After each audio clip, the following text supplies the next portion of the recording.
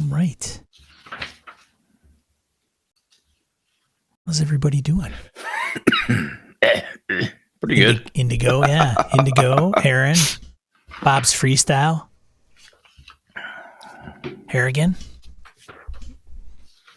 We just got things lined up, so we're a little behind, but we figured we'd start the stream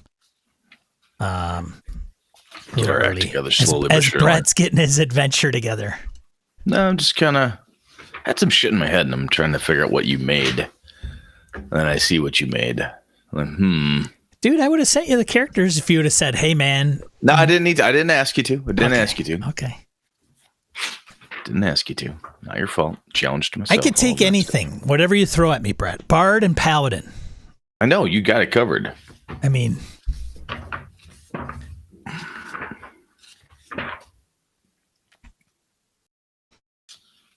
I didn't create like 2 wizards.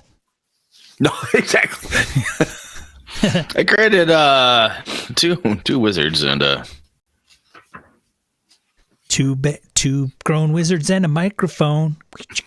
Where it's at.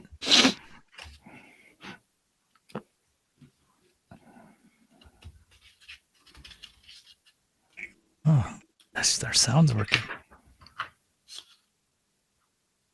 Meta. It's like. oh yeah, It's like Inception. creepy.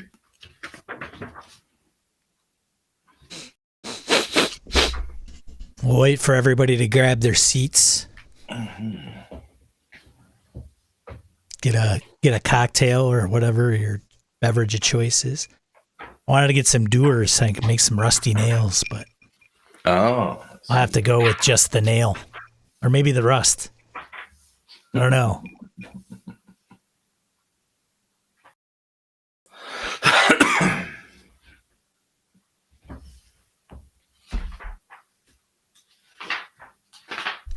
Blake, where's the vanilla Coke? I substituted for Drambuie this evening.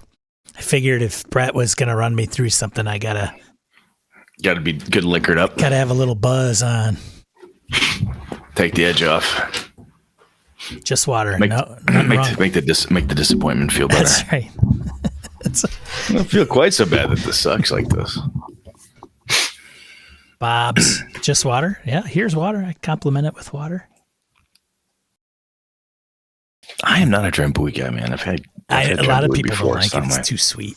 But it's been forever since I have tried it, so I probably should again. But it has been forever. I don't know if I've ever done a rusty nail.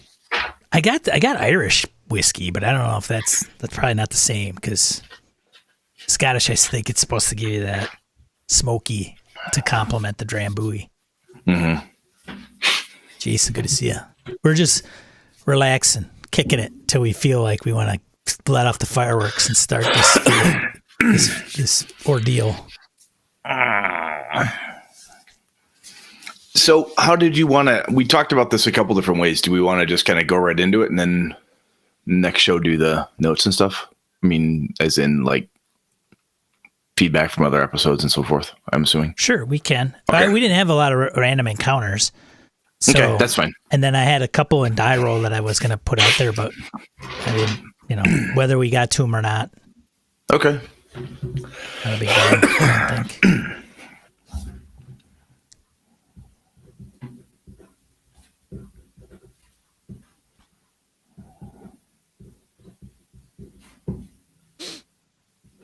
What's up, Daniel? Good to see you. So when we start the show, usually we stop acknowledging the chat. So if you guys are new and don't know that, don't take it personally. Okay. It's not as interactive as once we turn a blind eye to you, we're down to business. Yeah, and the big beef that I have is when you're doing an audio show and people are always referencing the chat, it can really throw off audio listeners, and that's our priority. So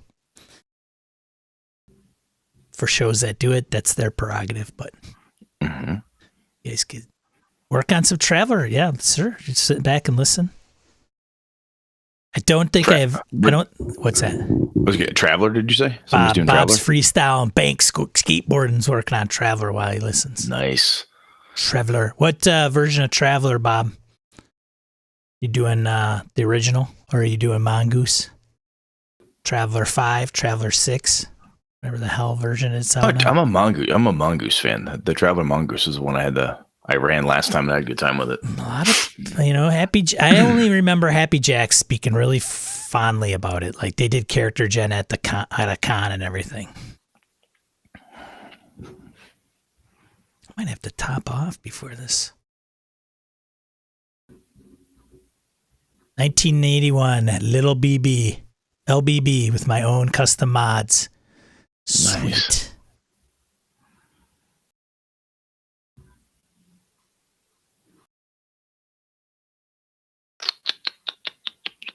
Sweet. Like I have feelings of nostalgia for Traveler New Era, but I remember at the time I hated it. Indigo finally got the One Ring, so I'll be flipping through that. Ah, Did you get the One Ring, the book, or did you get the starter kit? Because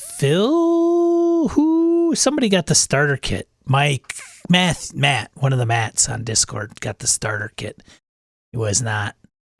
not impressed. Well, so I think Mirko actually supplied us with a episode suggestion, which was starter sets. Like, is it worth getting them or not? And That's actually not a bad discussion topic. I mean, we just kind of freestyle for a second here. I mean, man, I'll tell you, I picked them up over the years. Like, ooh, neat. Ooh, this would be great. And every time I read it, I'm like, why did I buy this? I'm going to buy the real rules. I mean, and I have such a hard eye because if I get the, I shouldn't say never. The last time I bought a starter set was effectively Redbox, Mensner Redbox, which is, Dungeons and Dragons. Redbox takes you from level 1 to 3, has intro adventure, explains the rules in very methodical click. But was it intro box before there were intro boxes? More or less, yeah. That's kind of that's pretty much how we built it. And I just kind of meh. After that, I'll pick one up like, oh, I got this. I'm like, why did I buy that? Because I never use that. I'll like breeze through it and say, oh, this will be really handy if I ever run this game for people who've never played before. Well, one, I don't do that often. And two, I've been doing this long enough that I'm like, I don't need to do that. Don't worry about that rule, or I can cut this or trim that or whatever the case is. Never gone to a con and said, oh, it's a starter box game. Oh, I want to play that. Yeah. Matt, so Indigo Matt's feedback was the One Ring was light. I think it came with pre-gens, so it was light on the character generation pieces, I think. And so, like, what I think our take on starter boxes would be, what's missing, what do they provide, and is it worth getting those over the core book? The reason I bought the 5th edition starter set for my son was because he's like, oh, I really want to run a game and blah, blah, blah. And he wasn't sure what to do. And he's like, oh, well, then I should probably make pre-gens. And I said, hey, here's this. Clunk. Came with pre-gens, like already printed out. Came with Lost Minds of Fendelver. Bam, bam, bam, bam, bam. I'm like, there you go. I haven't looked at other. The only reason I've looked through that one is because I bought it for him, and you had talked to me about it, saying it was a pretty good starter set. And I'm like, well, AJ had played before, but he was looking at it from a game master perspective. Like, I want to run this, but I have no idea what to do. Yeah, sure. Right. And he was concerned because even though I told him, look, you don't have to read the entire DMG. You don't have to read the whole player's handbook for 5th edition to be able to play it. He was still concerned, like, yeah, but what if I can't find the information I need? What if I can't this or that? That was his other piece, was if I'm going to use this big hardcover book as a reference tome. Yeah. And I don't know where the hell to find the stuff. Right. So I'm like, all right, here you go. Whack. So if nothing else, from an early game master perspective, I could totally see that being an advantage for some folks. Yeah, I think they serve the purpose for sure. Some are probably done better than others.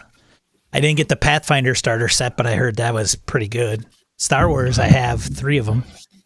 Well, I picked up the when Symbaroum, when I looked at that, I grabbed the quick play, version of it, which is essentially a starter type of rules. You could define it as such. And I did that simply because I'm like, I don't know if I want this game. The setting looks cool. The art looks great, like we talked about on the show. But I was thinking, man, what if the rules suck? Like, here's a quick downloadable thing. I can read the rules. It'll have the core rules in it and explain how they function. So I was able to breeze through that and went, oh, okay, this looks like it'd be interesting. This is my jam type of thing. Excuse me. And then when I got the actual book, I felt more confident that, okay, this is going to be something I'll be interested in. It may have some more nuancey stuff and extra details, because it hinted at that, like, hey, this is a very, it's wham, wham, wham. In the actual book, there's like 10 other examples, or there's 15 of this, or the feet trees are different, whatnot. It was a very straightforward type of approach. So I thought it was pretty nice. So that's the other piece, is that if you're not sure, and if you call those starter sets, like D&D 5.0, the other thing you can do is you can download the core rules for free. I mean, they're just the basic of basics, but that's there. Yeah. So if nothing else, I think there's an advantage in getting hold of it and then saying, oh yeah, this was fun, or I read it and it didn't cost me a lot. And that's part of it for me, is that if the starter set is approaching the core rule book price, then I'm like, why don't I just go buy the core book? Yeah.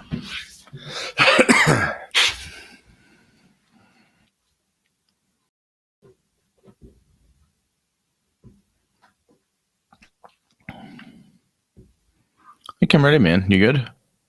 I'm ready when you are. Should we get this off then? Yeah, let's do it. All right. 3, 2, 1, suckers.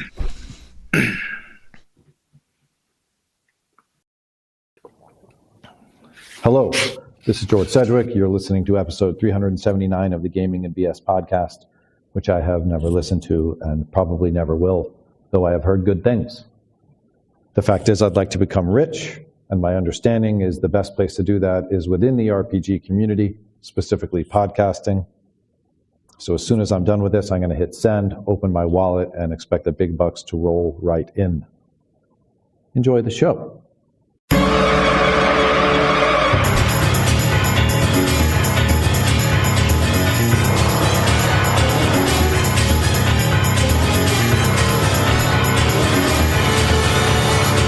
Welcome to Gaming NBS, a tabletop RPG podcast. I'm Sean. And I'm Brett. Welcome to the show, folks. Welcome back. Glad everybody's on board. Sean, how the hell are you, man? Doing well, Brett. How are you? Not bad. Not bad at all. How's the gaming scene been for you since we talked? It's been interesting. I was to run Forbidden Lands last week, but we were going to be down a player, so we opted not to forego that session. That was the Wednesday night. Now, let me, did you forego it because the game doesn't play well if you're missing a person? No, not necessarily. Okay. Not necessarily. But Jim, our moderator, had a baby. His wife had a baby, but it's his first. And so he was going to miss. And then we just kind of came to consensus. Whereas there was a couple, like, if you're going to miss, if we're going to skip, that's fine. Not a big deal. So I made a judgment call. I could have played, but, I think the next session for that group will be the wrap-up session. And because I think they're in front of the Goblin Cave again. So we'll see what they do. Goddamn goblins. Right. So, I mean, if they go away from the Goblin Cave, that's fine. But I think they're dead They're going to set deal with this. Kicking the goblins' asses and getting their food back. And then I think it'll be a good wrap up to like probably session 4, I think. So I don't know what, I mean, the reason I asked that question is because it just hit me, because you and I talk about games and what we like or don't like. And that's a question we've never asked. Like, so this game plays really well. It's a good campaign, What happens when somebody's not there?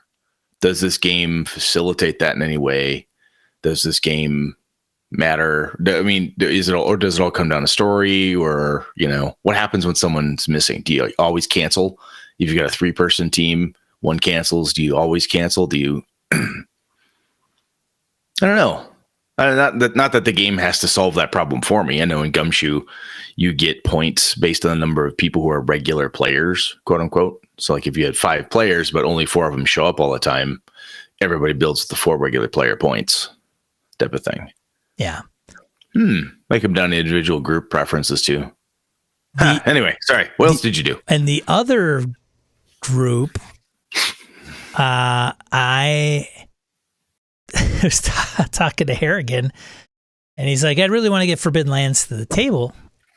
And I said, all right, well, why don't you run Friday? And he goes, well, I wouldn't be ready. You know, there was some discussion. Because we're at the portal for my group, my session, my game, game, our game, whatever, as me as the game master. And I just thought if he wanted to give it a go, it's like, well, I don't know, if I'll be ready and, whatever.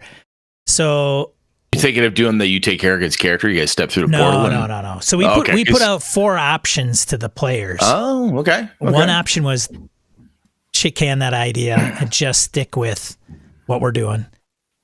Or he takes over and then we continue with the same player characters where we are and he just takes over as the game master. Or we all start new characters or, whatever. So we are all going to start new.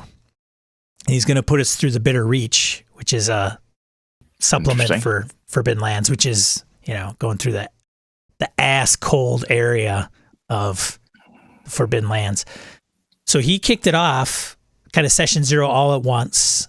And it was, the session 0, because we've been gaming for like 18 months with each other. There's some things we didn't have to cover necessarily. And then he dove in. So we went through a couple hexes and come across the house or up a small cabin kind of thing on the river and a couple dead bodies. So, but our goal is to get to the Bitter Reach because I'm playing a peddler along with the other group, right? And there's money to be made up there, Brett. There's opportunity, trade, stuff like that. And then, so that's that. And I haven't decided what I want to do after the Wednesday night Forbidden Lands group is done. I've looked at Alien. I've looked at Feng Shui. Star Wars has entered my brain. So we'll see. I don't know. How is your gaming, Brett? That's enough of mine. Well, let's see here. I have set up a game with you, Stefan Dragonspawn, and Craig, and I'm going to run some Avalon for you guys. We're just going to play, but I've been threatening Stefan that you and I are going to play in a game with him for a couple years now. I'm like, that's it. God damn it. We're going to make this happen. So that's coming up later this month. So I'm looking forward to that. Cooking up some stuff I think should be fun. Going to get some pre-gens going. My home group, we finished up the Horn King, my World of Darkness horror mashup thing. There wasn't time travel, it was time slips. There was a lot of, I carried that over from a different campaign, the concept of time moving poorly or things bumping in and out, being phased around them. So they solved that problem. It was interesting. They finally figured out who the bad guy was. They're basically two bad groups. The Nazis, which are always bad guys. Always. And then there's never a good Nazi. No. And then there was the guy who was the head of MedTech, the evil corporation guy, who is actually the cultist and so on and so forth. So okay. All right, cool. So they uncovered a bunch of stuff, took care of the Nazi problem. Then they went off to deal with this other dude and they put it together like, wait a minute. We said X, Y, and Z in front of this bad guy, and he didn't know what we were talking about. I think we got an edge on him. He doesn't know that we have this, and he doesn't know that we also have that. So they went through a list of like, holy fuck, we have an advantage. So they basically went to ground. They completely hit the mattresses and disappeared. And the bad guy couldn't find them. And the bad guy, foolishly, and I didn't know if anybody would catch it or not, but he said, in the next 48 hours, this thing will, he's monologuing. Next 48 hours, like, oh, we got to hide for 2 days. We can hide for 2 days. And they just went down ignored everything for 2 days, came back, and they fixed it. It was fixed effectively, right? The bad guy had to couldn't do what he needed to do because they had stolen stuff from him. By the time he figured it all out, it was too late. And they basically pulled a fast one and just disappeared. What was I going to say from the Usual Suspects? Just disappeared. Kaiser Soze. Kaiser Soze just kind of walked off the scene. And they were like, wow, that was, I was at first shocked thinking, oh, they're going to be pissed because it's kind of no grand fight, nothing at the end. And they all looked at me and said, no, that was a good ending. We survived. We figured it out. And that was a smart ending. We didn't decide to go toe to toe with something that was very obviously going to kill most, if not all of us. We did the smart play. So they were pretty pleased with themselves. And then I talked to them about what game we wanted to play next. And I had brought up Vaesen. And I said, hey, just talked about this on the show. What do you guys think? And like, interesting. Well, what else have you got? So I said, well, I got Symbaroum as well. Interesting. And I said, well, what are you guys really hungry for? Something that we haven't done or aren't doing. And they talked back and forth. And finally, Lenny's like, I think we just want a really tactical, heavy minis game. I said, you guys want to play Pathfinder? Yeah. I'm like, all right, fine. So they want to play Pathfinder First Edition. And I'm like, okay, that's fine. That's what you want. I had a different world that I'd been brewing up for a while. I'm like, okay, you guys want to play that? Then I get to pick the world that's going to be in. Like, that sounds great. So they're in my Wasteland world, which is kind of a mashup of stuff from the Gunslinger series. So they've got 6 guns, craziness. There is stuff I stole from an old John Wick thing that he did back in the Gaming Outpost forum days about dead gods and the world's blasted, and it's a little more survival-ish. No clerics. The bad guys, the shadow is there and so on and so forth. Kochi the Deathless is the main villain. We'll see if they ever deal with that or not. But they've encountered some pretty brutal stuff already. There's a town that had sold all of their they come into this town called New Gideon, and the town had sold all of its children for their immortality.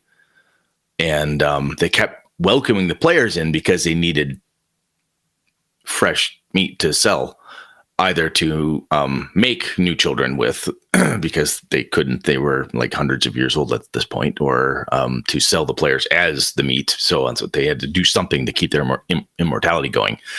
The players sort of kind of figured it out, but they at one point went, this is fucked up and kind of decided to kick ass and take names. And it was a gibbering mouther damn near laid waste to the party. Just one gibbering mouther because people couldn't make their saves. And it was a blast. But yeah, that's what we're going to do again tomorrow. They wanted to do something super tactical. I think what this will do is it'll scratch that itch for the guys. They love pushing lead on the table, having the minis and all that stuff. And then next up, I can pull out Vaesen or something like that. And they'll be like, oh yeah. Now let's do some theater mind stuff. It'll come right back circle for them. So they do not have Pathfinder 2nd edition, correct? No, I had a copy of it a while back. I got like an uber discounted version of it. I started reading it. I was explaining it to the group. They're like, no. Like, yeah, look, this is how this kind of works. I'm like, we already have a lot of stuff invested in First Edition. We like it. We like the way it works, the way it flows. Whenever we get the hankering for that, that's what we want to play. I'm like, okay, fine by me. And I didn't have anybody else to play with, so I had like the core rule book and a Monster Manual. I read through it. I'm like, why do I have this still? I sold it. But I got it for next to nothing. You let him off easy, Brett. I would have thought you could have thrown probably a good hardback at him physically and then said, hey, you want to run tactical? Then you want to play that? Then you run this crap. Bust my ass over here. Give him the lay on the guilt. And well, I think I said this before, I just did an episode on Vaesen touting how great it was, and now you assholes want to do this shit I see how it is. Yeah. Well, the cool thing is that I was explaining this to AJ, I've said it here on the show before, is I told AJ what the game is. He goes, oh, doesn't one have a lot of blah, blah, blah? I said, well, the key is that's their problem, not mine. I said, I'm the game master. I can break the rules whenever I feel like it. I can modify, change, delete. I said, I just got to brush up on the core. What's a CMD, CMB, stats, movement, blah, blah, the basics. After that, monsters are mine to tinker with. it's my world. It's a world that I developed and created that's different. It's not standard boilerplate, whatever. I said, so it's the heavy duty crunch is all on them whenever they level up. Good, go for that. Go have your fun leveling up. Do that thing. Yeah, just get the Kobold, the Kobold Publishing monster, Toma monsters, and you're good to go. I have the Toma Horrors. Yeah, Toma Horrors. Yeah. Kunk. So I pull that sucker out, and as soon as I'm not using the regular monsters at all, really. It's everything slightly modified or tweaked. It's going to be horrible. And I pulled some shit out of an old couple Lamentations of Flame Princess modules that I have that I stole some things from as well. So it's fun. So far, it's so good. So we'll see how long they last. The worst part about this type of thing, though, is this is when a couple of my players, they love building up their character and they see all the potential. They spend all this time building, crafting character, right? Moving the points around.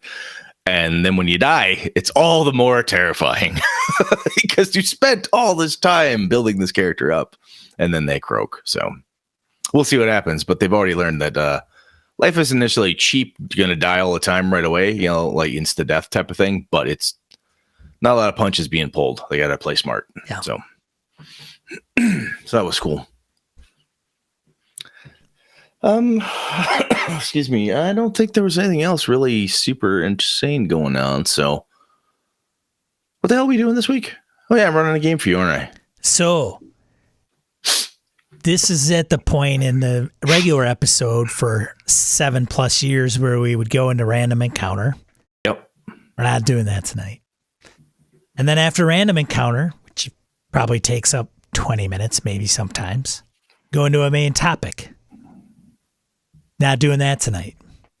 Then after that, we'll do typically die roll, which is usually another 5 minutes or so. And then we talk about what we're going to do on the next episode. We're not doing that tonight either. We're crazy. We're living on the edge, baby. You can teach old dogs new tricks. That's the whole thing. It's like, if you don't get anything out of this episode, it's, hey, you can't teach old dogs new tricks. Yeah, and sometimes it's like, well, it looked like he rolled over. He kind of tried. look at that guy. I can't tell if his arthritis kicked in or whatever, but old Rex, he gave it a good go. He's trying to roll over. Good for him. You know what? He gets a treat anyway. Speaking of old Rex, my Jumbo is like, my wife was telling me Jumbo is like 15 years old. I'm like, no way. Yeah, that cat's been around. It's been around. Yeah, a long time, dude. And she's like, no, 15. I'm like, well, he was, we rescued him, but he's still going. Like that guy can't go. He's my boy. Anyways, that's my Jumbo, my cat. Anyways, so what we're gonna do is setting. And when Sean says cat, he means NFL football with feet. 29-pounder. He's come down a little bit. Well, he's built like a rugby ball. He really is. It's like a big bear. Anyways. Yeah. So what we're gonna do is Brett in the last episode said, and we were talking. We've mentioned this on and off. I've mentioned it on and off through through the streams on Saturday, where Game Master podcasts like us tell you all kinds of things. We can go into, hey, how do you get your players to interact with lore? Hey, GM screen, GM fiat, player agency, all 378 episodes. But you still get game masters that start out, dungeon masters that start out and they get really super nervous. They don't know how much to plan. They plan too much. People like us are giving them 50 different ways to do things, tons of advice, and they're getting overwhelmed. And then when they get to the table, they kind of get into their own groove, and then they kind of hone it as a craft, some of us.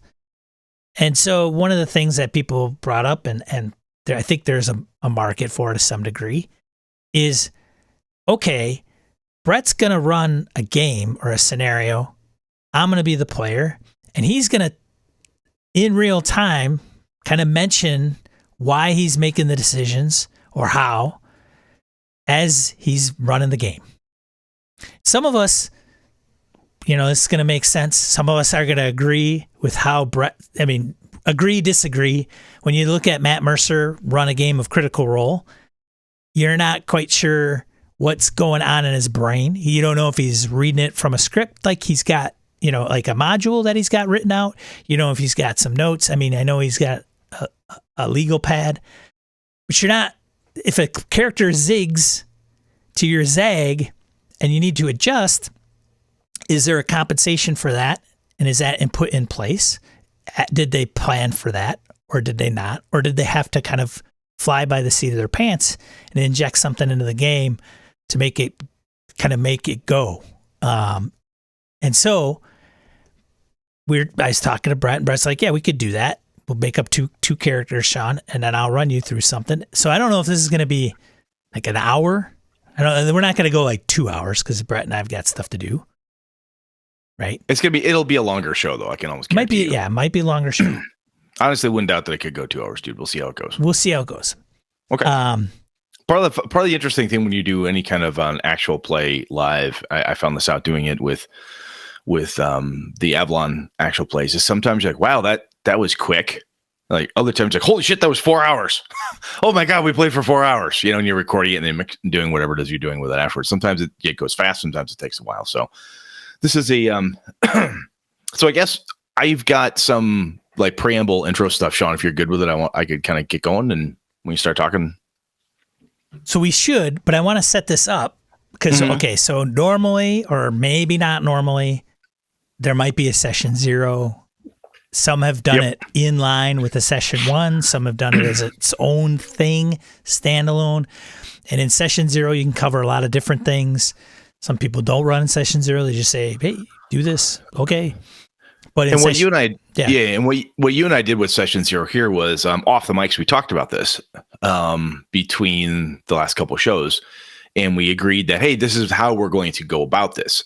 And part of how we're going to go about it is like, look, I'm going to lean in and say, okay, this is what I'm doing. This is why I'm doing it, so on and so forth. And then I need you, Sean, to play straight and play the characters and ignore the fact that I'm giving away something, right? Because I don't know. We don't have a better way to do it, right? Right. And Sean, I figured you could not have picked a more professional level player. Exactly. Consummate professional. Yes. And that's why I told Sean, I'm like, I know you, I trust you, I love you like my brother. You've got this. I would never use that information. Brother, but I would never use that information to my advantage. Like, what would be the point? To win. So what we talked about last time was the same type of thing Sean and I had talked about off the mic. Was that he said, well, what would we do? I said, well, let's just do a 5e game. It's easy enough. We both know the rules really well. We don't have to go through how does this work, so on and so forth. Or I could say, hey, give me a certain check. We roll with advantage. Sean understands what advantage means. And then I said, hey, make 1 or 2 characters. What do you think? He said, I think I'll make 2.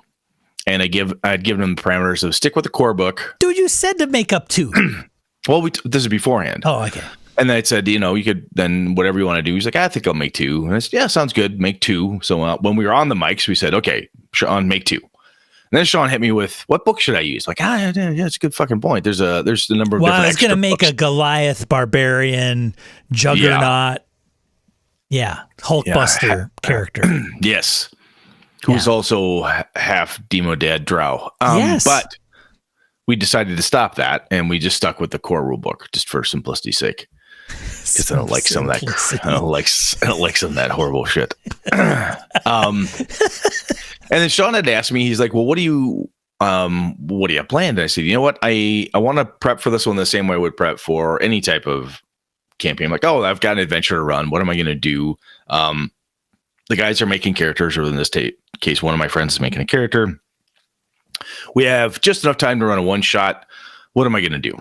So my prep over since we announced it 2 weeks ago, between then and now, I've been thinking through my head about what would be fun. What type of encounters would be entertaining? Would it be like a 3-room dungeon? Would it be a building? Would it be a hex crawly type of thing? What type of adventure do I want to run? That would be fun for me, and I think Sean would enjoy. So it's all been mental notes. Every once in a while, I would write something down, like longhand on a piece of paper. And then as the day got closer, like today, I'm like, okay, got to run tonight. I had these monsters in my head that I thought would be fun types of encounters. What would be the most fun? What do I really, really want to do? So we sat down. I'm like, okay, you know what? I'll see what Sean's made. So he's made a bard, Lard the Bard, and a human, and a dwarven paladin called Dirk Do-Gooder. Awesome. Good names. Consummate professional boy. And I said, oh, okay, that's interesting. We got a human bard and a paladin, dwarven paladin. So I'm like, okay, that's kind of cool. We got a holy thing going on. We got a lore master, entertainer type of person. So then my head went to, well, I should just use the Copper Cup, which is a standard name I've used for fantasy taverns. I'm like, okay, I got it. So on this piece of paper here, I wrote down at the beginning of the show this is a little scribble up in the corner of an inn, 2-story inn, basement, another little sub thing under the basement. I've got a list of NPC names, who the owner is, who the cook, a bad guy, and a couple question marks around, is this person dead? Or is this person trapped? Is this person a cleric? That type of stuff. And then the other thing I like to do is I went through and I grabbed my monster manual, and I've got a couple different bookmarks in it, like saying, hey, if this comes up and this feels like the right time, I want to know exactly where this creature is, this one, and this one. And creature could be anything from, hey, that has brigands and other things in the back. I want the stats for it because just in case I want to reference it for some reason. Things I think I'm going to want in my quiver. And the other thing I like to have is a player's handbook, because running multiple different games, the character sheet in the back of it, I didn't happen to have a printed out 5e character sheet, but it has the character sheet in the back of it. So when I tell Sean, give me a medicine check, it is not like a doctor check or a health check or something like that. It's called medicine in this game. It's called survival. It's called stealth, perception versus hear noise, and so forth. I just want to try to utilize the same type of things. And I also got in my head, I'm like, you know what? Depending on what we run into, I might need to remember all the conditions. There's conditions of being grappled, blinded, incapacitated, paralyzed, charmed, deafened, and so forth. I'm like, all right, I want to make sure I've got that handy. So I've got that stuff over here on the side. But otherwise, I told Sean, I got my handful of my dice right here on my table. Good enough for me. Sean, being the consummate professional he is, I assume he can roll his own dice, and I can trust what he tells me that he rolls, and we should be fine. So, Sean, that's kind of what I did, just raw prep wise, to make something happen tonight. Was there apart from making the characters, was there anything that you did? So I crowdsourced a little bit, and I want to thank everybody that submitted ideas, to include Fripple, Lectus, Fightor from Fighterland, whose parents were killed by orcs. Missed classic opportunity on that one, I think.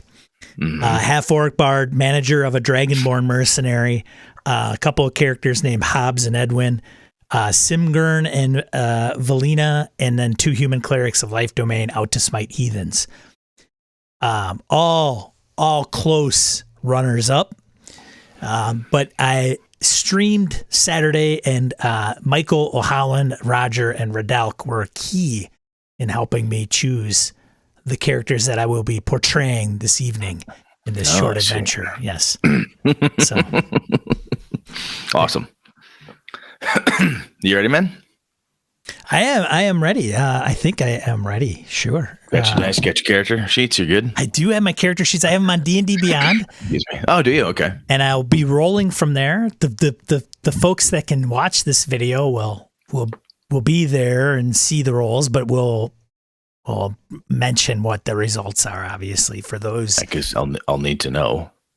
You will need to know, because you cannot see my D&D Beyond. All right. So when I start off a new game like this, one of the first thing, even if it's just a little brief one shot, I'm like, okay, so I've got a bard, Lard the Bard, and Dirk Do-Gooder, the dwarven paladin. So Sean, tell me about the paladin. What is what type of god does he worship? Is he that Judge Dredd type of paladin? Is he a Batman type of paladin? Is he Captain America? What do you how do you see him? How does he exhibit his paladinness? Well, that's a good question, Brett. I would say that Dirk Do-Gooder, he is his background, I believe I picked. Where did I pick his background? Oh, folk hero. He's a folk hero. Yeah, okay. So comes from the ranks of the common folk, then fit in among them with ease. So I see him as kind of a simple guy, kind of probably not realizing that he's not the knight in shining armor, but he's still going to do the right thing.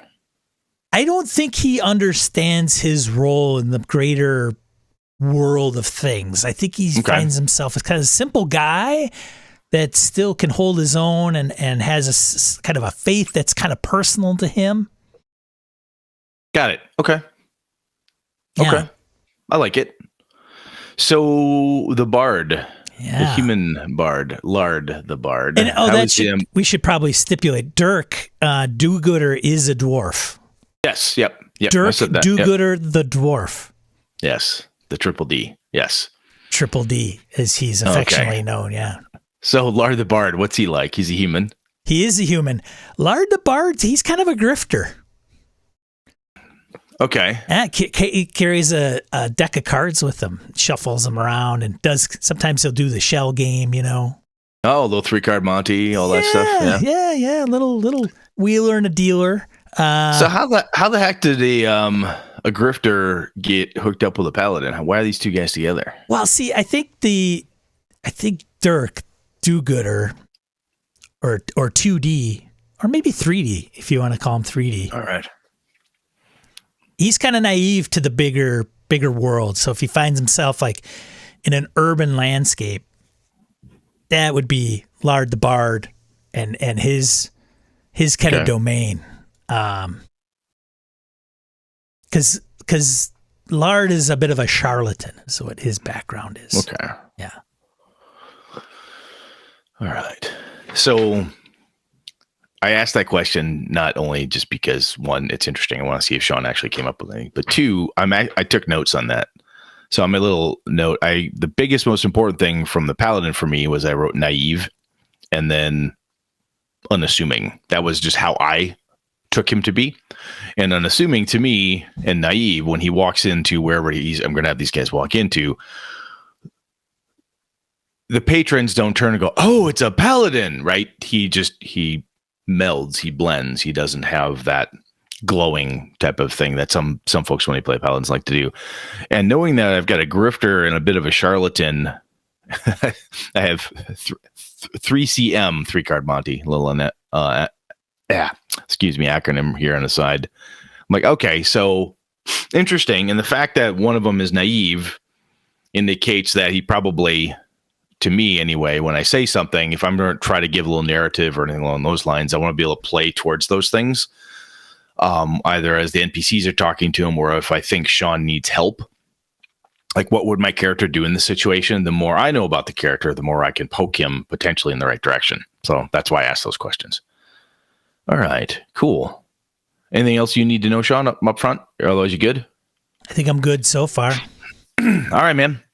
So it is late winter, early spring. You guys are on the road. You've got a job in Lone Pine. And Lone Pine it's not that far away from Newmark, the city you were just leaving, but it's far enough that you're going to have to stop at the Copper Cup. It's an inn between the two places. Pretty popular place for the overnight. If you guys had horses or a wagon, you could push it and maybe make the whole journey from Newmark to Lone Pine in a day, rolling in there. But you're on foot. You just don't have enough coin yet to get to Lone Pine. So, you're going to have to overnight at the Copper Cup. It's just not safe to be wandering around in the dark for quite that long. The reason you guys are heading over to Lone Pine is there's two things going on there. Number one is that there's some mercenary work that Lard the Bard has heard about. There's potential there that you guys could get some wagon guarding, that type of mercenary work, guards for hire, stuff like that. Coin to be made. You guys aren't the richest of folks right now. And the other reason is this is the one most likely, I would assume, that Lard probably told Dirk about this, or Dirk told Lard of that there is a small contingent of dwarves in Lone Pine, and this group of dwarves is in need of some assistance. They've apparently got a problem of some sort, and they're looking for some help. And of course, they've put up a sizable reward, at least according to rumors, of something you guys could get at. Sounds great. So for all intents and purposes, I just made all that shit up. 100%. I've used Newmark is a city I've used multiple times in many campaigns. Lone Pine is, I use that name specifically as a little town outside of something else. Lone indicating that it's lonely, and Pine, woods, forest. So people usually get a vision in their head of what that looks like just because those two words, not like they're overly evocative, but that's what I do. Because the adventure itself is going to take place between the two locations at the Copper Cup. I wanted to give them a reason to be traveling from point A to point B. So because I know Sean is going with this, I don't have to give him a rock solid, like you're going to get 20 gold pieces per day if you go there and help the dwarves, or 16 gems if you become a mercenary captain or something along those lines. I could just tell him what he's going there to do, and my assumption is then Sean can role play that through any other encounters he has. So that's why I brought those pieces out. All right, Sean. So as you guys are cruising along, I shouldn't say cruising along, walking along, it's gone from a march to a walk to a slog, a sloshy, muddy, nasty slog. Just as it's starting to get on to dinner time, the clouds have opened up. They've rolled in. You've heard the thunder, seen the lightning. It starts off as the pitter patter, the light spring rain, that late winter rain. And then from there, it turns into a good old fashioned Wisconsin sleet fest, right? Where it's coming down nasty. It hits you and everything's starting to freeze. So the bard, he's gonna, the cloak and everything's gonna be crusted over with ice. The dwarf's gonna have like icicles hanging in his beard, and after a while, walking is just annoying. It's a crunch, just one wet boot through the frozen mud after another. Flash of lightning, and in the distance, off the right hand side, you see the Copper Cup. It's a small 2-story. When I say small, it's kind of a little cracker box style, right? It's just a little square building, goes 2 stories high. It has a small stable. The lights are on inside. The shutters are drawn, keeping out the rain and stuff. And you can see in the last lightning stroke the smoke rising from the chimney and so on. And little Copper Cup placard is out there hanging in the wind and getting the shit beat out of it by the rest of the sleet and hail as it goes. So anything you want to do before you head in, or you just go straight in? Go straight to the Copper Cup, man. I want to get out of this crappy weather. All right. You guys open the door. Just walk in. Anything you want to do? Any particular way you wish to enter? Not blowing the door open, just entering normally, nonchalantly. I would say that Lard, the bard, is probably leading the way because he's got a little more confidence than Dirk. So does he play, what kind of instrument does he play? Or is he just a singer? A lute? Yes. Okay. So I'd assume he had his lute stowed under the old cloak and such on the way here, because otherwise it'd be frozen. Yes. Okay. Puts it in a leather wrapping of a case. Okay. Yeah. Got it. All right. So Lard opens the door. He walks in. Dirk will no doubt shuffle in behind him. The heat from inside is super pleasant, right? It hits you, and you can feel the dripping from the beard, from the clothes, everything else. Like, okay, this is good. It's nice.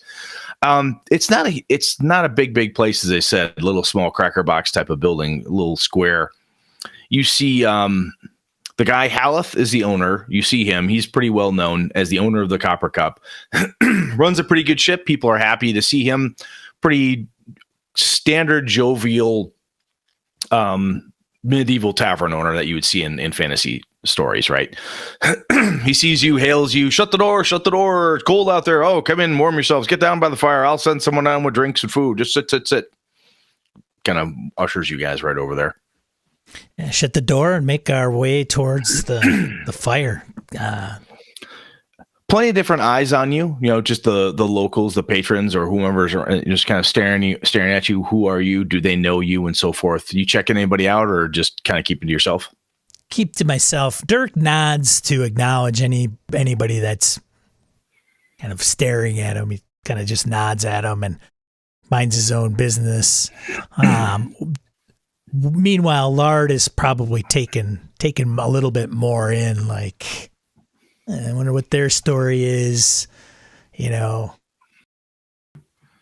kind of got a little bit more of an attitude with him, but doesn't go out of his way to ruffle any feathers necessarily. If somebody catches his eye that's a little bit more disgruntled than others, he'll call him out and say, "Hey, good evening." I see. Yeah. Give me a perception check there. Let me know what you get From Lard the Bard. Yeah, Lard the Bard. See what he's got. I got a 20. Holy crap! Modified 20. Yeah, Not that. I mean, natural 20 doesn't really do anything but still, for skill checks. But okay. So Dirk has gone through, kind of nodded at people and so forth. There's a couple. There is a couple. Look like your standard farmer type, husband, wife. They've got a younger child with them and a couple smaller kids. They're sitting down close to the fire, and the youngest child, the little girl, is like staring at Dirk, and she seems really, really just enthralled by the fact that he's a dwarf. Then when he gives her the "Hey, how you doing, little thing?" type of nod, she kind of squeals and hides behind her mom, and her mom looks at you and says, "I'm sorry, don't pay any attention." She doesn't see a lot of outsiders and dwarves. She just doesn't see a lot of dwarves. So, no offense. No offense. None taken. I just am a little shorter than most people, but I mean no harm to anyone. You're okay, little one. Nothing. I'm in no trouble. I mean no harm. Awesome. So one of the people, however, as Lard the Bard is looking across the room, kind of eyeball and so forth, there's a gentleman in the corner eating soup, very much keeping to himself, and it is a classic. I'm a dark, mysterious stranger in the corner, keeping to myself, very, very obviously so. There is a brief flick of the eyes up from the hood to see you. It's a narrow, kind of a rat-faced individual, thin, patchy beard, and a definitive scar on the left. The right side of the face. How far away is he from Lard? You'd have to walk across the room. He figures about maybe 10 feet. You could kind of make your way around the room and not make it too obvious if that's what you're trying to do. Keep an eye on him. Is he? Do I find him suspicious or just kind of a loner? He's either. It's suspicious insofar as that the warmest place is where everybody else is. He's away from the fire. He's not as close to it as everybody else. So the fact that he's purposely staying away from people seems odd to you, especially in a cold, wet, terrible night like this. Okay. So me as the player bringing that up to me, I figured there's probably something to do with this guy. I mean, I could, as Lard, probably maybe befriend the little children and play some tricks with them, but this guy in the corner has me intrigued. So I think I'm going to go see what's up with that guy. Awesome. I'm going to go, I'll just look around and I take off my coat and lay some of my gear down by Dirk, and I say, hey buddy, make sure you watch my stuff. As Dirk just kind of nods at him, and then Lard takes out his loot, kind of starts unwrapping it. Kind of then, once it's unwrapped, he folds up the leather wrapping and sticks it back in his packs. He grabs his loot. He just kind of starts tuning, strums it a little bit, tunes it a little bit, starts walking around the tavern, and then probably makes his way over there as he looks at a few people as he's tuning, and just seeing, kind of being nonchalant, but knowing he's starting to get the notice, and then makes his way over by the guy and says, hey, you seem alone. Could probably use a little I don't know, maybe a little song, hey? Nice. Very nice. If the warmth of the hearth isn't gonna warm your bones, maybe the soup and maybe a friendly tune. What do you say, friend? Nice. So what I did was when Sean came in, he talked about how he wanted to walk into the bar with lard up front. God, that's loud, dude. Sorry. So we wanted to have lard up front, and Dirk being naive and a little more not passive, but just blending in. I asked him what he wanted to do as he saw people looking at him and so forth, and the fact that Dirk kind of was just like, hey, nod, smile, but Lard was looking for something a little bit more. That's why I had him roll perception. All I wanted to do was to have him give me a number somewhere from 10 and up. If he'd have rolled under 10, he would have not noticed anything. By rolling an unmodified 20, I decided that he would definitely see the most interesting looking person is there, and that everything else is very uninteresting or very, very blah. He would not have not have been like, caught up in something else or whatever the case was. It's an opportunity when a character walks into a bar like that or any kind of social situation. I want them to interact and be aware of the people without me having to force people on them. What are you doing as you go? Are you looking at people? Leading question, and then roll the dice. Based on that, give them a bunch of information. So you talked to, you mentioned to the whole song bit and are you lonely? Come hang out, or whatnot. The guy looks up at you and smiles. He's got kind of a wicked looking smile, kind of like like his mouth has been cut open with a razor blade type of face, And he says, like, look, friend, I don't know what you think you're doing, but I'm over here for a reason. You just go back over there and play the locals. No problem, friend. I will.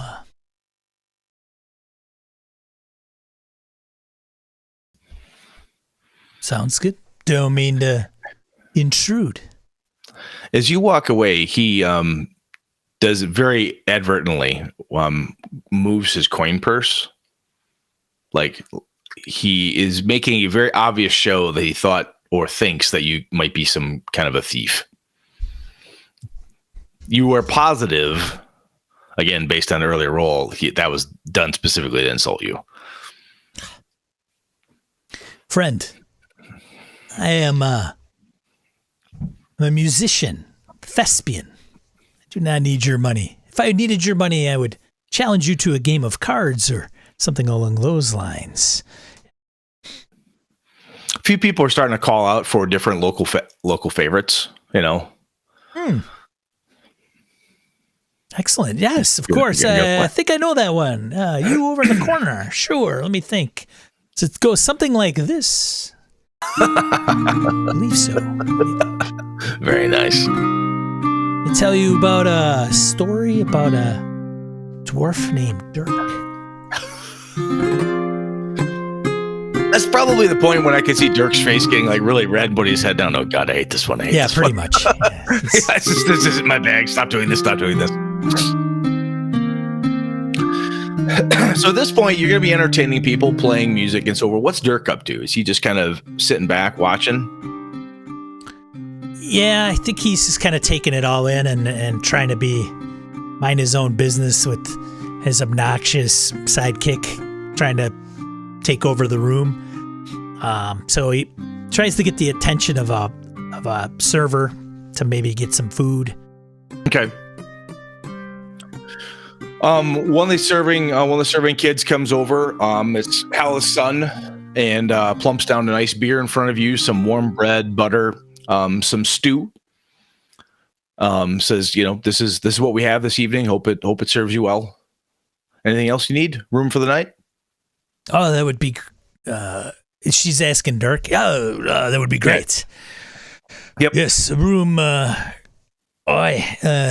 It's too cold to stay outside, so a room would do well. Okay, the young boy says, "Yep, we've got a spare place just upstairs. The other places are full, so it'll be you. You'll have to bunk with your friend, but I think it'll be cozy but comfortable." Oh, it's fine. Thank you very much.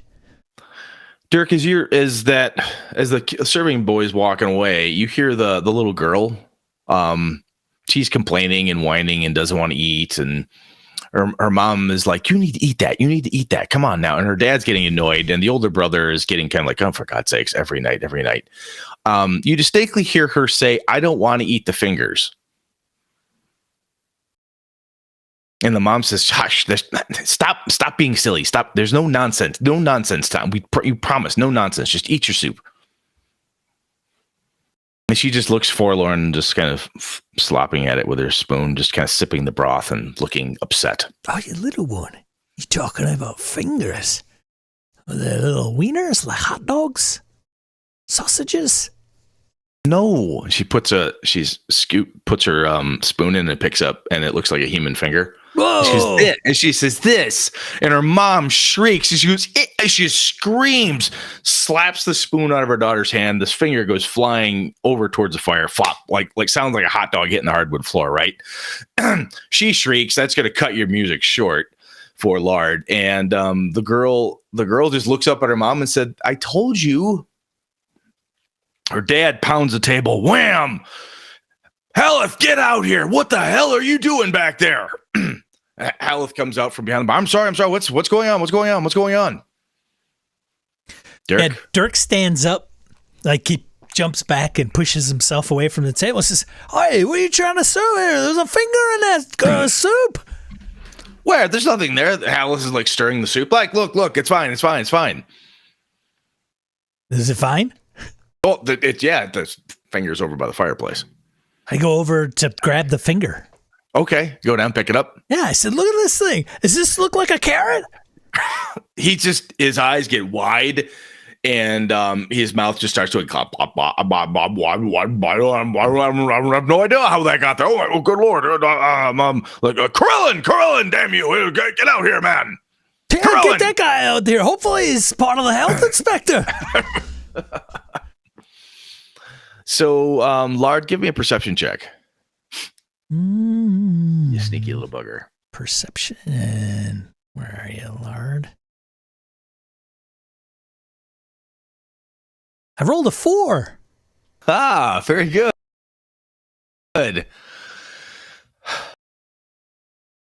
You, in the middle of the uproar, kind of like, ooh, I wonder what, and you look over the corner and the guy's gone. Everybody's milling around and things are moving, but that cloaked, rat-faced, knife-scarred looking dude is not in the corner anymore. And after that, though, everything comes, Corellin the cook comes rolling out from behind, tall guy, and he just looks like, what the hell? I don't understand. What's going on? Who's yelling at what? So before I go any further, I had this idea in my head earlier on that I'm like, I want some kind of a crazy incident, something that would get people's attention right away. I have done a lot of different, like a siege of an inn where you're there and some outside force tries to come in and apply pressure. What's happening here is that there's an inside force applying external pressure, and people are going to want to either flee, solve the problem, or figure out what's going on. And sometimes having the child like get sick and die is something I've done before, because usually, depending who's playing with me, I can you can endanger a kid, and they might be like, "Oh gosh, we have to save the children." And sometimes people don't tolerate that at all. I've played Bashan for a number of years now, so I know I could probably go further in some directions, whatever. But I'm like, I don't need to kill the kid to drive home what I'm thinking about doing. So what I wanted to do is just have something crazy, but obviously needs to be addressed. It's not like this tastes funny or something weird like that. It's a very obviously bad, evil thing to have a person's finger in your soup. So I figured that would get Sean's attention. All right. So Corellin comes boiling out from, as I said, from the kitchen. And he's like, I don't understand what's going on, so on and so forth. Haleth has this dismembered finger, and he's waving it under Corellin's nose, like, "You show me your hands, damn you! Show me your hands." He's like, I've all my fingers. I have all my fingers. I have no idea what that's from. So there's a lot of very disorganized yelling, blustering. The father is threatening to kill somebody. The mother is screaming. The daughter just as the daughter's like, I told you this. She kind of has that child's innocence. Like, I told you I didn't want to eat it. That there were fingers in it. And, but the rest of the folks within the inn are in that. It's very chaotic right now. Somebody needs to do something if there's going to be any kind of order figured out here. Dirk, what do you want to do? Lord, you got to do something. It's about to get out of control. Play something, whatever. I suppose I could whip up something, perhaps.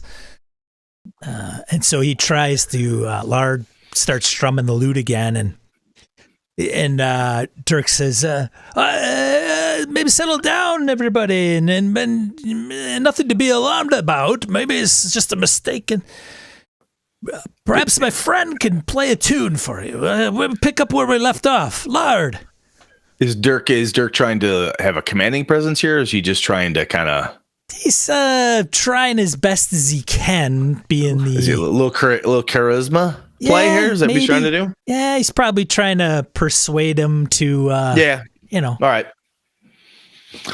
So before Sean gives me the persuasion check, the reason I asked that is because he said Dirk is naive and Dirk is also very unassuming. So if he's trying to do something, it makes sense to me that one, he went to Lard to try to get a little background music to draw attention to the pair, draw some attention off of the paladin because he's a naive, unassuming guy. But yet, if the dwarf is trying to get people to listen to him, I was curious as to how he wanted to do it. Did he want to do it like a persuasion, or was he going to do some sort of a booming intimidation, right, where he wanted to drive people towards something? So that's why I'd asked. All right, Sean, so give me a 15. persuasion check. Nice. All right, so the group starts to calm down. You know, even a moderately nervous dwarf, when he or she chooses to speak up, they're fairly loud, right?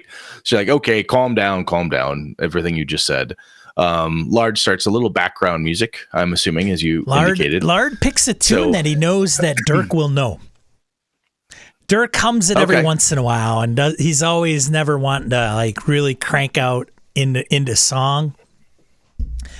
But Lard knows, like, kind of.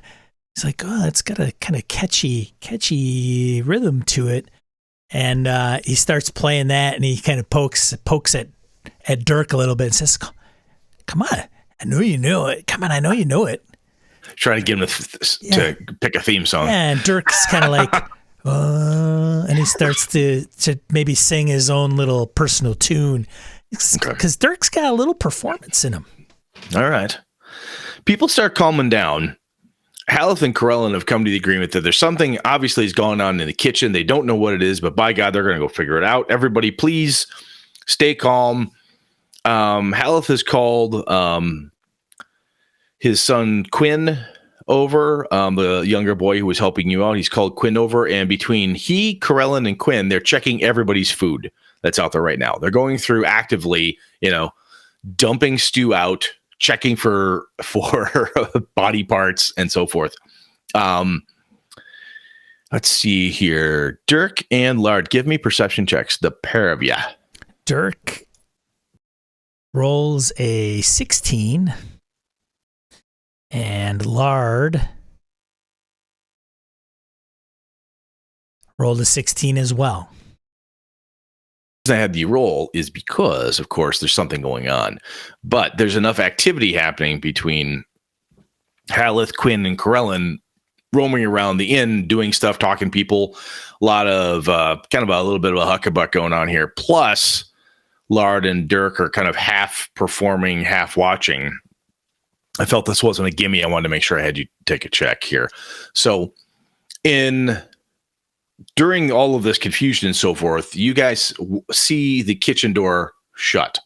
As far as you know, there's no one else back there because Corellin the cook is out here. You don't believe anybody else would be back there. You didn't see anybody go through, but definitely somebody or something has pulled that door shut.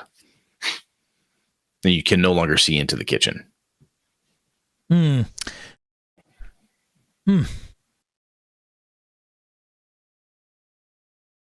Okay, both of them notice that? Yep, they both see that. It's kind of like one sees it, the other sees it. They do the eye look. Oh, yeah, you saw that? I saw that too.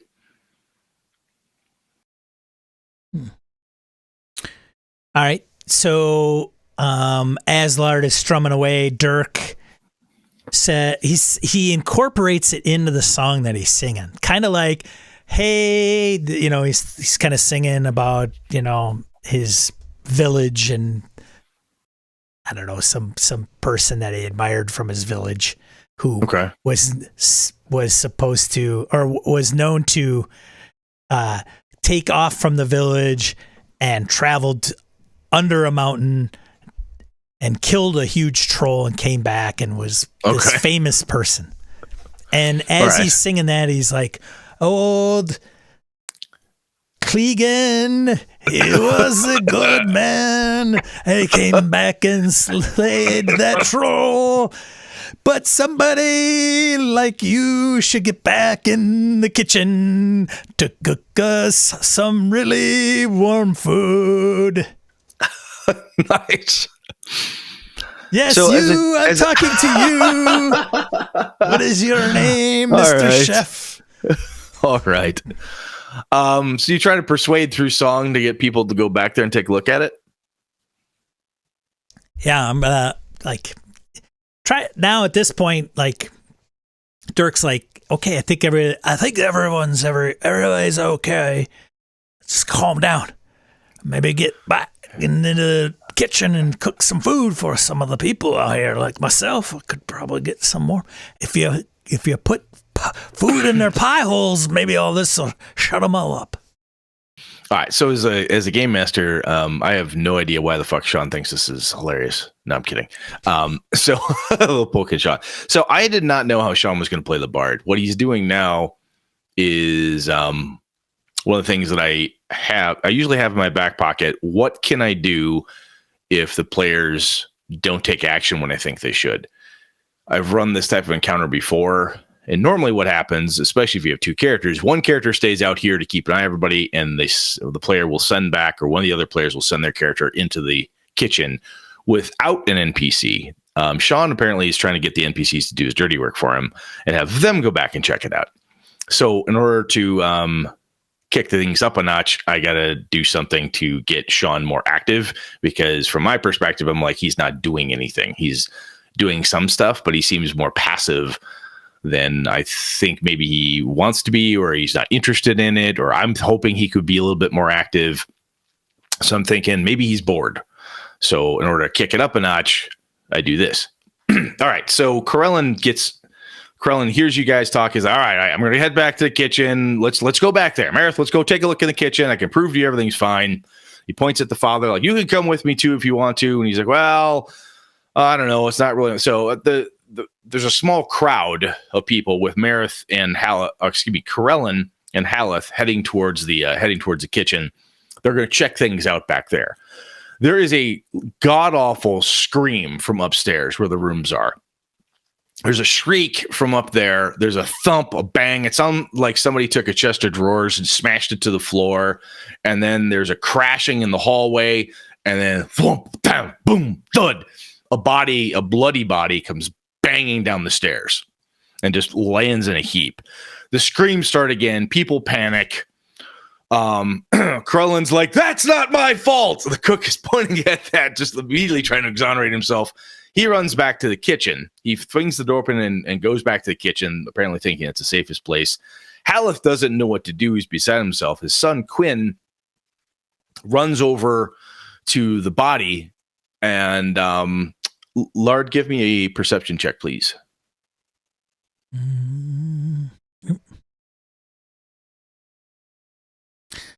I rolled a 9. Definitely, yep. That's the guy. That's the rat-faced, knife-scarred man. And that's his corpse, or what looks like a corpse, crumpled up in a heap at the base of the stairs. The young boy Quinn runs over, touches him, and goes, "Oh my God, he's covered in blood!" and backs off in fear. The rest of the inn is now crowding towards the fireplace in the center. Dirk runs over to the body that's come down the stairs. He's got to either walk around Quinn or move Quinn. The boy is frozen. Step aside, boy. I Yeah. Okay. Yeah. Okay. I actually Okay. pick him up. How Okay. how big a boy is he? He's not very big. Yeah. He's a small kid. Yeah. He's taller than the dwarf, but he's skinny. Oh, okay. Well, I he's- pick him up and move him over. Get Okay. out of the way, boy. He's got that. I've never seen a mutilated corpse face before, which is probably a good. Where is this boy's parents? That's Step aside, that's Al boy. Gatekeeper. All right. So there's the guy. I want to do a medicine check on him, and I want to see if he's got wounds, if he's breathing, is he alive? Back up, give me some air. Okay, give me a medicine check. All right. 23. Nice. Yeah. Wow. Okay. He's a really raspy, rattly breath. He does not have long for this world type of thing. Last gasp type of deal. I'm gonna lay on hands. Do you want to try to stabilize him? It is not your time. Oh, are you? Okay. It's not your time. I must talk to you. You must live Okay. on behalf of Cutbirth. All right. Okay. Okay. 5 hit points. How much healing? Okay. Yeah. You're going to get him stable, and he's unconscious at this point, but he appears to stop bleeding. Well, you're looking him over, checking with a medicine check. Not only was he like on this last gasp, raspy breath, and so forth, but he is covered in tearing, tears, punctures, and so forth. Something has ripped him up. If you were to attack a person, like a cat, a very large cat were to attack him, that's the type of damage you would assume to see. Like if he cornered a leopard and the leopard decided to kick the shit out of him, that's what you would expect him to look like. Okay. His clothes are ripped. There's chunks of flesh. You knitted it enough. He's gonna have some nasty looking scars by the time he's done. And he's got a couple more fresh ones on his face to go with the original scar he had, but he looks rough, and his left eye is missing now. Where did you go from here into a lion's cage? The boy says his room's upstairs. Whose room? His room. Who's his? His, the man's room. He rented it from father. It's upstairs. What did he do to you? Nothing. The man isn't talking to you. This is Quinn, the little boy. Little boy's talking to you. Little boy. Yeah, Quinn's telling you that this guy, this beat up man, his room is upstairs. Man's unconscious yet. He's not talking. I see. How do you know this boy? Well, I took him to his room. First on the left. What's he look like? He's right there. What do you mean? What's he look like? This man. Yes, this is his room's upstairs. Oh, I see. He fell down the stairs. Boy, you watch this man, and if he comes conscious, you must come and get me. You understand? Okay. Yes, sir. Okay. Yep. All right. Dirk looks over at Lard and kind of tries to get his attention and bring him over. Okay. It's like, hey, what's up, buddy? It's like, this guy had a room upstairs. We should probably look into this. Look at his body. Look like he's been mauled by a cat. A huge tiger, maybe a liger even. A liger. You heading upstairs then? Yeah. All right. The blood trail where he smashed and just bled and drug his body down the stairs, how he fell and splattered and stuff. It's pretty obvious to, track the blood trail up the stairs. Exactly as the young boy Quinn said, this guy's room is the top door on the left. The door's kicked in, or at least yanked in drastically.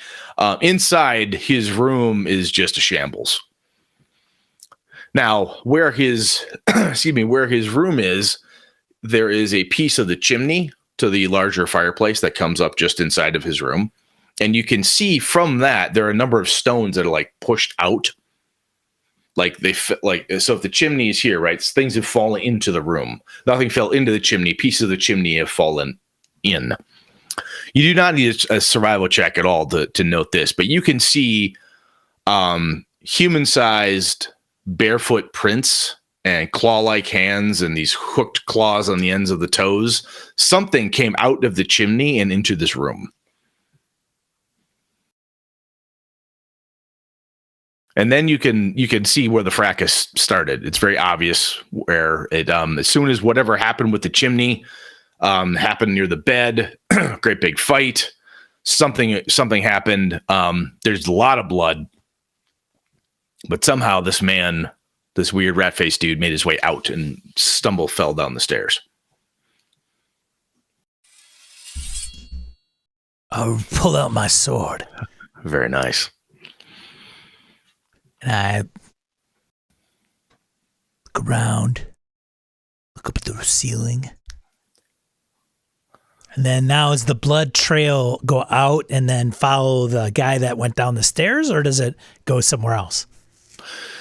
So it looks like there's two different blood trails.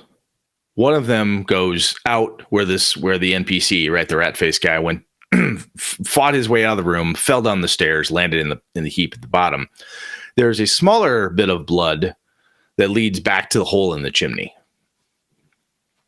How big's the hole? The hole is big enough that Lard could squeeze through it.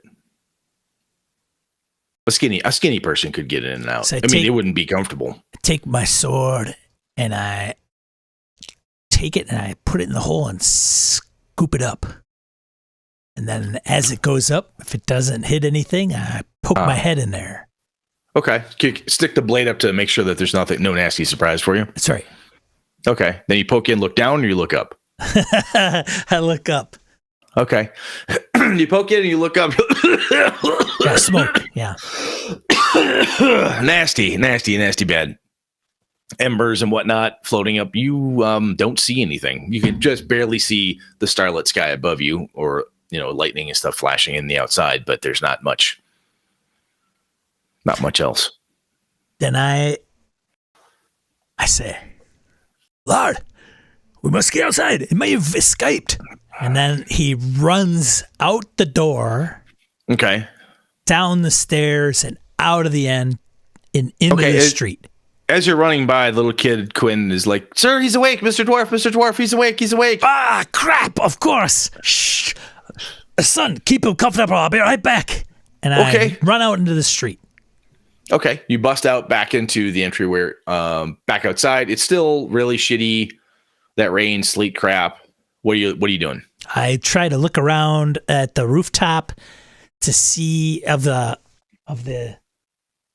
copper cup to see if there's anything there or along the building rooftops. And I go maybe around to the back of the copper cup if I can. Yep. And if it's really shitty out, I'm like maybe trying to see if there's any tracks I can find that's fresh and maybe not of humankind. Okay. Give me a survival check while you're outside. All right. Dirk has a 4 skill in survival. Rolling a 1 gives him a 5. Not bad. So from a game master perspective, most of the action is inside the inn. So for me, one of the dangers, quote unquote, right, is the player decides to go outside the inn and roam around a lot. So depending what happens here is then I usually institute, like, there's a Dorothy door, a little outside root cellar that goes underneath the inn to a basement or something along those lines, something that would drive him back into the building because that's where I want him.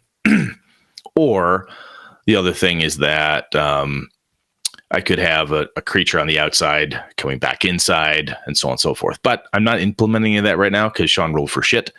And it's my experience tells me the highest potential is that when I say there's nothing to be found out here, that he's looked around, sees no tracks, it's too shitty outside, he'll probably go back inside. And if nothing else, that's where the other character is, who's probably going to go back inside, check.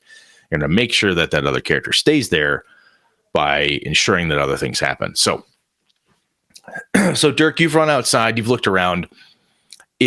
it's super shitty outside, right? With the rain and the slush and the mud and the freezing and whatever. As you roam around the back, you can see tracks of people, animals, and so forth, but nothing that looks like those blackened soot prints from inside. You don't see anything like that here. All right. Then I go back inside to check on the rat face man. All right. Lard, what is he doing? Is he still up in the room? He's probably, well, assuming nothing's happened while he's in the room, he actually, while he's doing, as Dirk is like run out, he looks around the room probably a little more intensely to see like, just maybe kind of looking and investigating. What's he trying? Is he trying to find like who the man is? Is he like, is he flipping the bed over, looking through clothes? Well, he'll he'll open the, I don't know, closet. Maybe if there's a trunk in there, he'll flip it open. It flips open somehow, and he takes a gander in there, like, huh, that's weird. What's that? You know, he's got his loot on his back now, and he's kind of just probably goes over to the nightstand and looks and sees if there's any possessions there. Maybe opens a drawer, seeing if there's anything, a trace from the guy that inhabited this room. So the rat face guy had his saddlebags here, backpack, and a few other personal belongings. Oh, I hit those up like, saddlebags. Yep. Within the saddlebags is an oilskin packet that has some vellum scrolls and things within it. That seems to be the most interesting thing. The rest of it, there's a pouch with some coins, a few gold, some silver. He's got a couple extra daggers, but nothing super interesting other than those that oilskin pouch. All right, I checked the skin pouch then a little more intensely. Okay. Excuse me. So, Game Master perspective, well, Sean decided he wanted to search through the room. I want it to be valuable to him. And I also have some thoughts in my head about who this person is, what they're here for, this rat face person. So it makes sense that if he's explaining what he's doing, he's got time. I don't need him to roll a perception check. He's telling me what he's looking through, what he's trying to find. He's, quote unquote, inadvertently opening things. So yeah, he's going to stumble upon this. It isn't well hidden. And the rat face man had no intention of anybody else invading his room. So it wasn't like he was securing it somewhere. So you're going to open a little skin packet, take a look at what's in there. Yeah. Okay. There are a series of letters in there. They're just kind of rolled up, scroll like, and they all have the seals, the little wax seal on them broken. It's a black wax seal with a hand, a left hand, and the seal has been broken. I assume you read them or at least peruse them quickly. Do I recognize the black seal? Let me see here. That's a good question. Would you or would you not? Give me let's do an insight check. It's a wisdom. 16. A lot. Very good. Yes. It is the symbol of the Black Hand, which is an assassin's guild from Newmark. Have I ever... How well do I know the Black Hand? Do I just know of them, or do I you know of them? They're very, very dangerous. Obviously, they're assassins. They're paid to kill people. They're not good. They're not nice. Their reputation is like my reputation precedes me type of thing, right? If they take a job, always fulfilled, so on and so forth. They're known for being sly, secretive, and not splashy, right? So if someone hires them to kill somebody, there's not going to be like, the explosion. It's going to be a quiet night of eating, drinking, poisoning, falling, and then not waking up type of thing. Knowing that that's part of the Black Hand, I quickly look at the documentation. There is they're all from Corellin. He has written these notes to the Black Hand. Corellin is the cook. He has written to them, explaining that that Haleth knows more than he says. I'm certain what you're looking for is here. come quickly. I don't know how much longer I have. Okay. So as a DM note, I made that up right now. I just wanted something interesting to implicate. I knew offhand that there's one of the NPCs is going to need to be implicated in the thing that's going on. I wasn't sure whom, how, or why, but it made sense based on the accusations and the quasi-tight, or excuse me, the tense relationship between Haleth and Krellin. I figured, what the hell, those guys will implicate. One will implicate the other this way. All right, what do you do now? I try to put it back the way it was to some degree, and Easily done. Actually, pocket it. Okay. Put the whole oilskin thing, slide it in. Yeah. Okay. It's a handful of notes. That's the gist of it. You just read through each of them like, hey, I've got something. We need you, blah, blah, blah. Okay. Put those aside. Now, I should also say, with your role on what the Black Hand is, the fact that these were sent with the Black Hand seal would indicate that Krellin is a member of the Black Hand. The cook is a member. I see. Because otherwise he would never have used that seal. Ah, dirty bugger. Yeah, potentially. Right. Okay. All right. So Dirk, you've come back, and the guy's awake. So Quinn looks at you and says, "Mr. Man here, he's awake." The rat faced guy looks at you and did you do this? Yeah. Thank you, sir. You Thank all right? you, dwarf. How you feeling? You know, I took a nasty bump down the stairs, a little trip, and knocked your head. Had a big old goose egg on there. How you feel? Better now that thing's not on top of me. I think it went down the chimney. What is it? What was it? I don't know. The bricks fell out, and this weird being, it was like black smoke and claws and teeth. It came out at me. It attacked me. I barely escaped. Aye, you almost died. What's your name, friend? 0. 0. Yeah. As in null. Yes. It's an interesting name. Where you hail from? Newmark. I see. What brings you I don't here? know to if Copper Cup? I've got business here. I don't know if you're.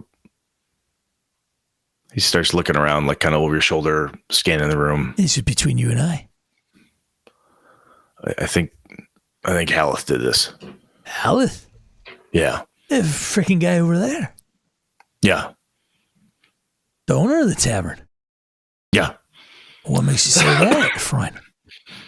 I got my reasons. I know stuff. What did you say your name was? 0. 0. Keep an eye on him. Keep an eye on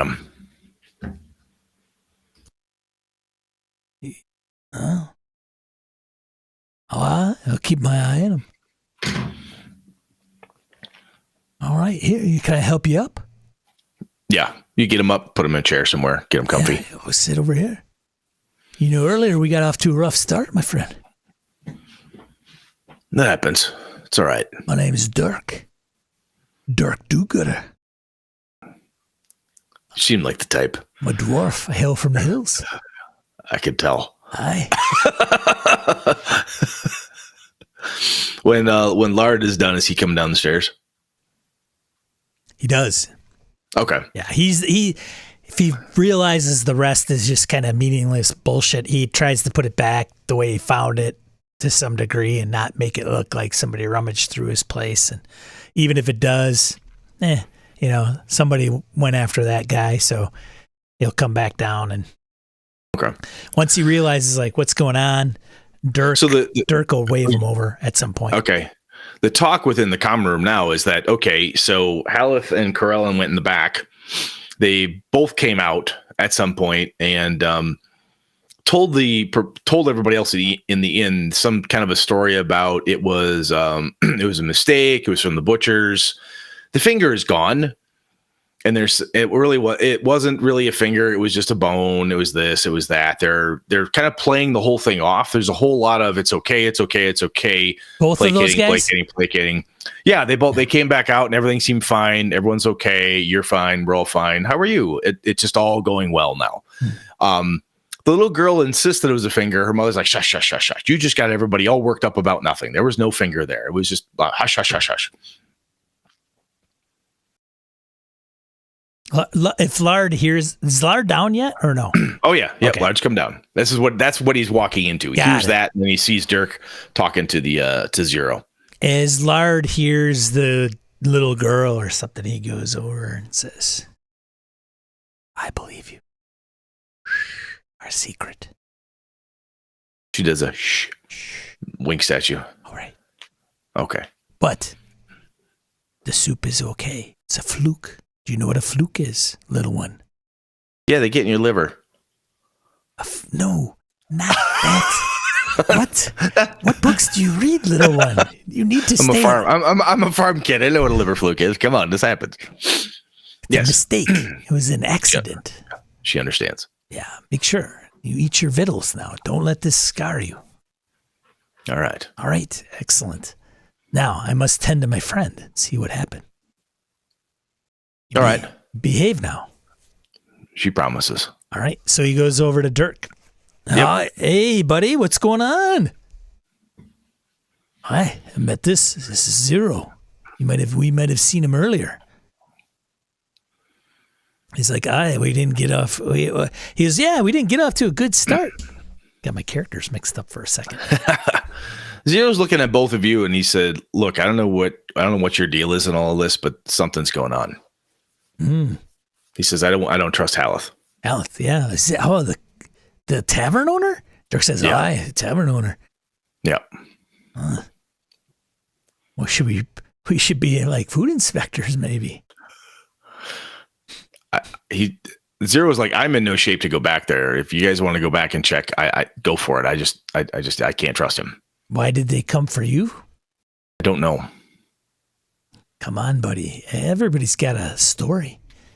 He steps up, stands up, looks around the room and says, everybody has a story. It might be What's your because story, my friend? What's your story? Starts pointing at people. All right. Zero's like, look, I'm here on business, and I can't divulge why I'm here. What I can tell you though is Haleth can't be trusted. I don't know what else I can do. Yeah.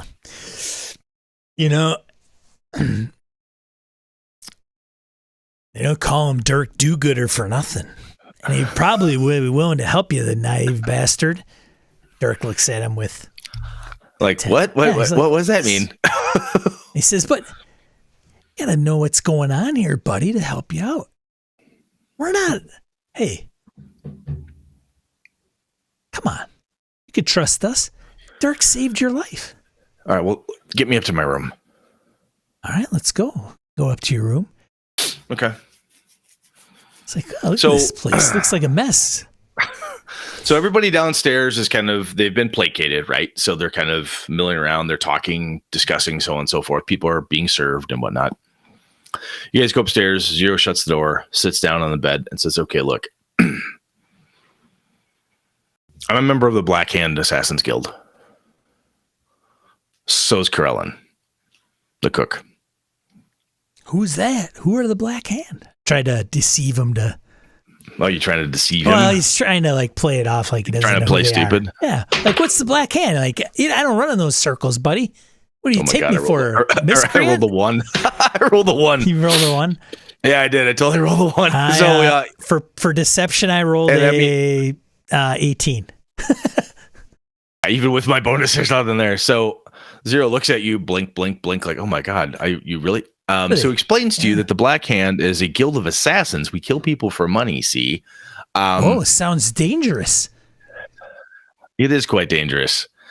Corellin, the guild placed Corellin here about a year ago because this is a constant, it's a place where people stop and travel between Lone Pine and Newmark, as I said earlier. They placed him here as not only as basically somebody taking notes, watching, keeping track, whatever, but if they needed to take care of something, as the cook in his position, he could easily have somebody. He could kill somebody if he had to.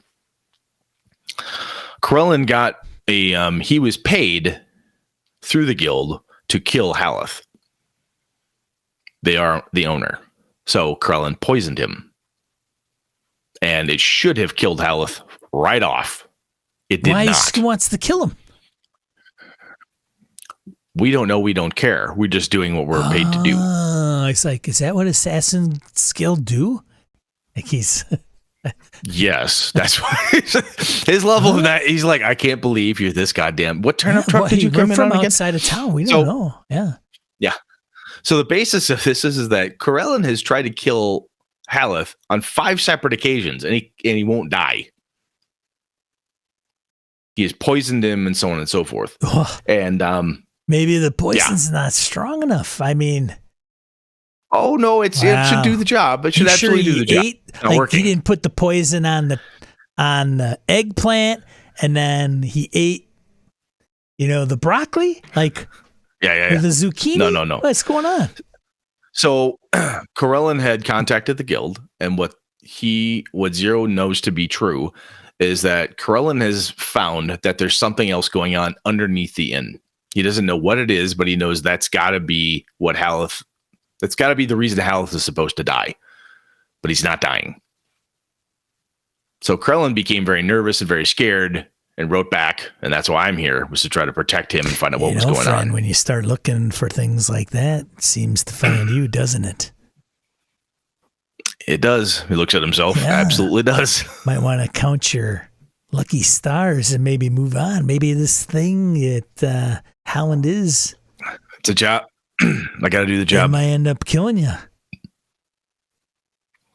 Or could net you 200 gold. Oh, I'm sorry, what? I'll pay you 200 gold. 200 gold for what? Find out what Haleth is hiding. 200 gold, huh? Looks at Dirk. Dirk's like, I don't know, 200 gold. I mean, is that the going rate? I mean, how much are they paying you? I'll give you 3. 300 gold. He went up 100 gold. That means you got a lot to spare, friend. All right, well, I'm not going to haggle with you. It seems, I mean, is this, are we talking something supernatural maybe? Probably, yeah. Well, it's no wonder something ripped your body apart. Now, Dirk, what do you say? Wait a minute, 300 each? Yes. Dirk could send some home to Grandma. Don't you mess with my grandma. You guys in? Yeah, we're in. All right. What's the plan, Zero? So Zero says he's going to go down. He's going to go downstairs and demand to talk to Haleth about what happened in his room. Kind of basically, well, I shouldn't say basically, exactly what he's going to do is distract Haleth and have him deal with the whole room debacle, whatever happened there, so on and so forth. He's going to keep Haleth occupied. He needs you to head back into the kitchen, talk to Corellin, and see what he's found out, and then move on from there. Fair enough? I think we could pull this off. Excellent. What do you think, Dirky boy? All right. Probably. Awesome. All right. Pretty short order. You guys come down. Zero calls, gets Quinn over, says, "Hey, I need to talk to your dad." Haleth comes over. "What can I do for you, sir?" Well, they start talking back and forth. Let's come up and see the room. Zero's being very loud about the story about something with the chimney. It exploded. He's making some kind of like the rocks. If you overheat a rock, sometimes they'll break and so forth. He's making it seem like it's some sort of more of an engineering mishap that has anything to do with a supernatural or a monster or anything along those lines. And some of the old timers like, "Oh, well, yeah, I've heard of that sort of thing, blah, blah, blah." But Zero's keeping Haleth and everybody else very focused on him, his story, and Zero now has Haleth headed up to the room to go take a look at that. So this would be your opportunity. So Haleth is the guy that the Black Hand is trying to kill. Okay. And Corellin. yes, that guy. Corellin is the cook. Mm-hmm. Who's also an assassin. Who's also an assassin trying to kill Haleth. Yep, and it hasn't worked. Got it. All right. So as he is talking to Haleth, right? Yes. Okay. Yep. I go downstairs to the cook, or down into the. I say go over into the kitchen. Yep. Yeah, go into the kitchen. Lard and Dirk. Okay, you open the door. Corellin turns around, sees both of you. What can I help you? I'm Lard. I'm Lard. This is Dirk. I points down towards him. We know the deal, buddy. Jig is up. We're on the payroll. What's going on? Is there something leading from downstairs from here? Look, we talked to Zero. We know the deal. Don't even give us any bullshit. Zero? Yeah, the guy from. Come on, man. Your colleague from the Black Hand. Shuts the door. All right, see? Is that the code word? Black. Stop. For God's sake, keep it down. All right, let's not dick around now. We're partners. We're buddies. All right?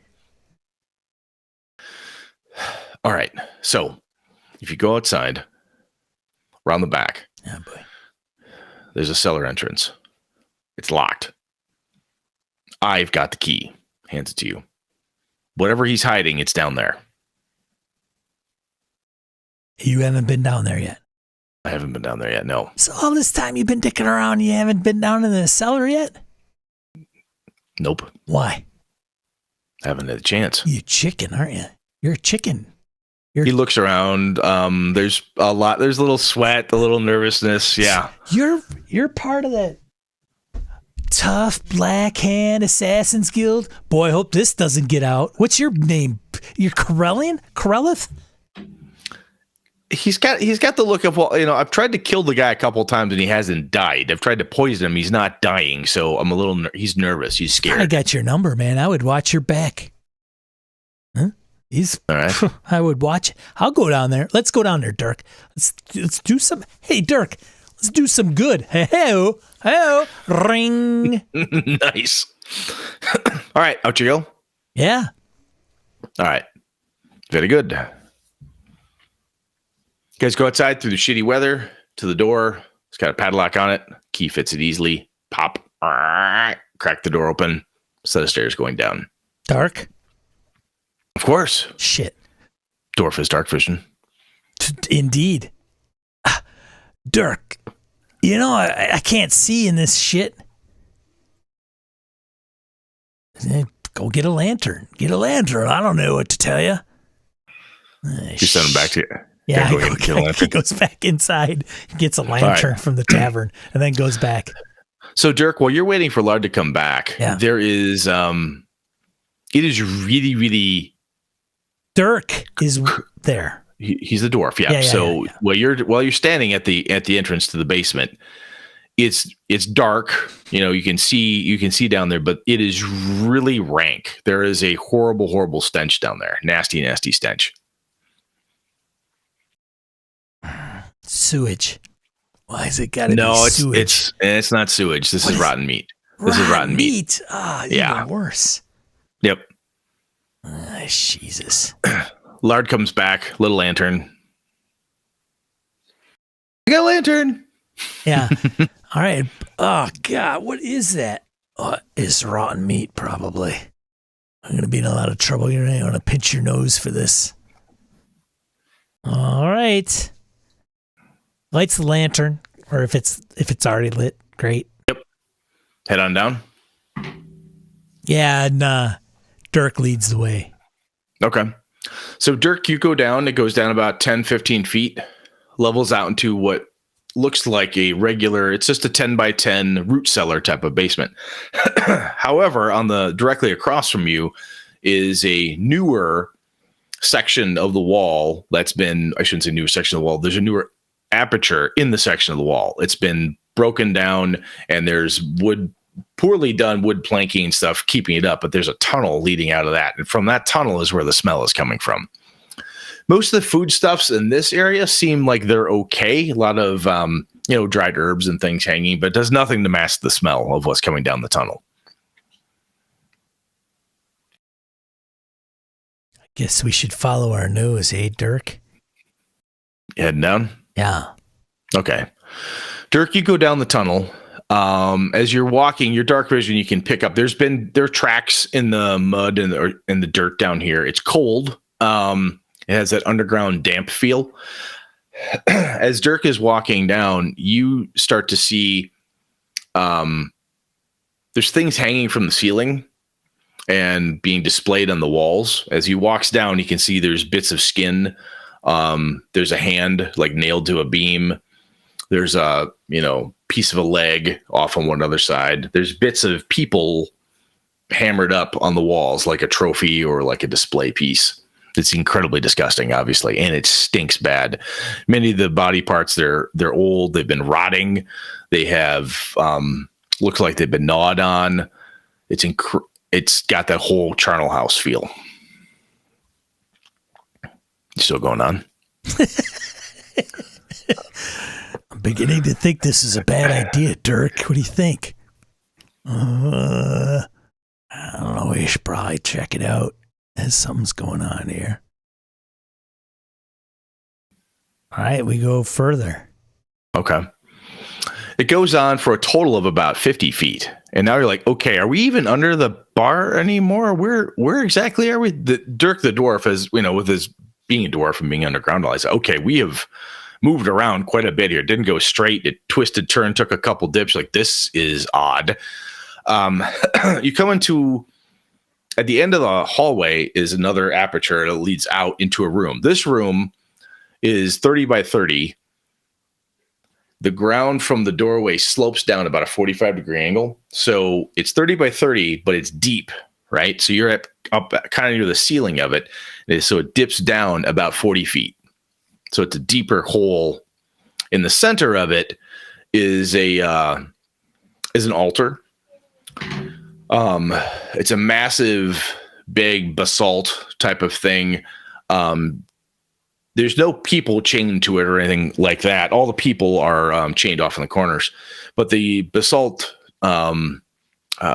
altar itself, it has a statue in the center of it. The statue of this corpulent, goat-headed demonic form with big wings and this weird skull-handled wand. It's this big thing. Like an Orcus. Yeah, if you could think of an Orcus statue, that's what the statue would look like there. Against the walls on the other side to different support beams and so forth. Every person from up in the inn you see chained down here. Every person you see, Haleth, Zero, everybody chained up along the walls on the outside. They're chained up along the walls. So where you're standing here, right, and it slopes down 45 degrees, goes down 40 feet. Yeah. At the base in that room, along the floor, everybody from upstairs is chained down here. Are they alive?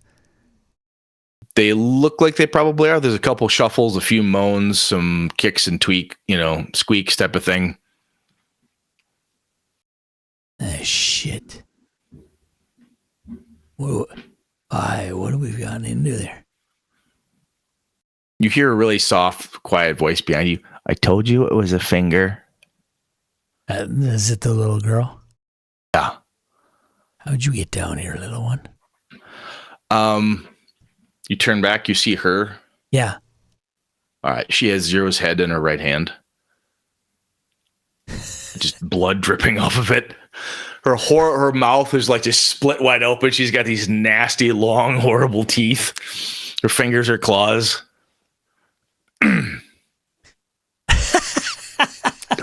Of course she does. Initiative. Shit. There it goes. Use this one. Oh, where did I roll initiative for this shit? Level 14. Oh, man.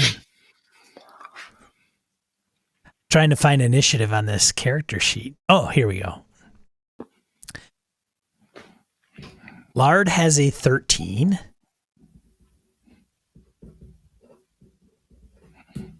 And Dirk has a 3. 3. At home, when I run an initiative chart on my whiteboard, it starts off at 30 and goes down to anything under 5 is called suck. It's at the bottom. They're in the suck range. I prefer the suck versus The suck. just suck. Yes. Yeah, exactly. All right. So the first thing that happens is she screams. She lets out this god-awful, blood-curdling, like it's a lion-like roar mixed with like 5 little schoolgirls shrieking. That little And I need you to that little monster. I need you to make wisdom saves, please. Excuse me. Cough is terrible tonight. Wisdom save, huh? Yes. So, Lard rolled a 1 for a total of 2. Yeah. Very good. Very good. DC's 13, by the way. So. Fantastic. I was kind of close. And then of course Dirk hits it with a 19. Very good. Yeah. So Lard he's paralyzed. So as paralyzed, creatures incapacitated can't move or speak. You automatically fail strength and dexterity saving throws. I have advantage in all attacks against you. Any hit that the creature is a critical. Ooh, if I'm within 5 feet of you. So that's handy. So that's the first thing she does. That's her whole action, excuse me. And so Lard locks up, but Derek, he holds it up. Right. He holds the ground, right? All right. So Lard, you're frozen. You do nothing. Correct. Good for you. Here we go. Hey, I'll role Dirk, play. what do you do? Oil can.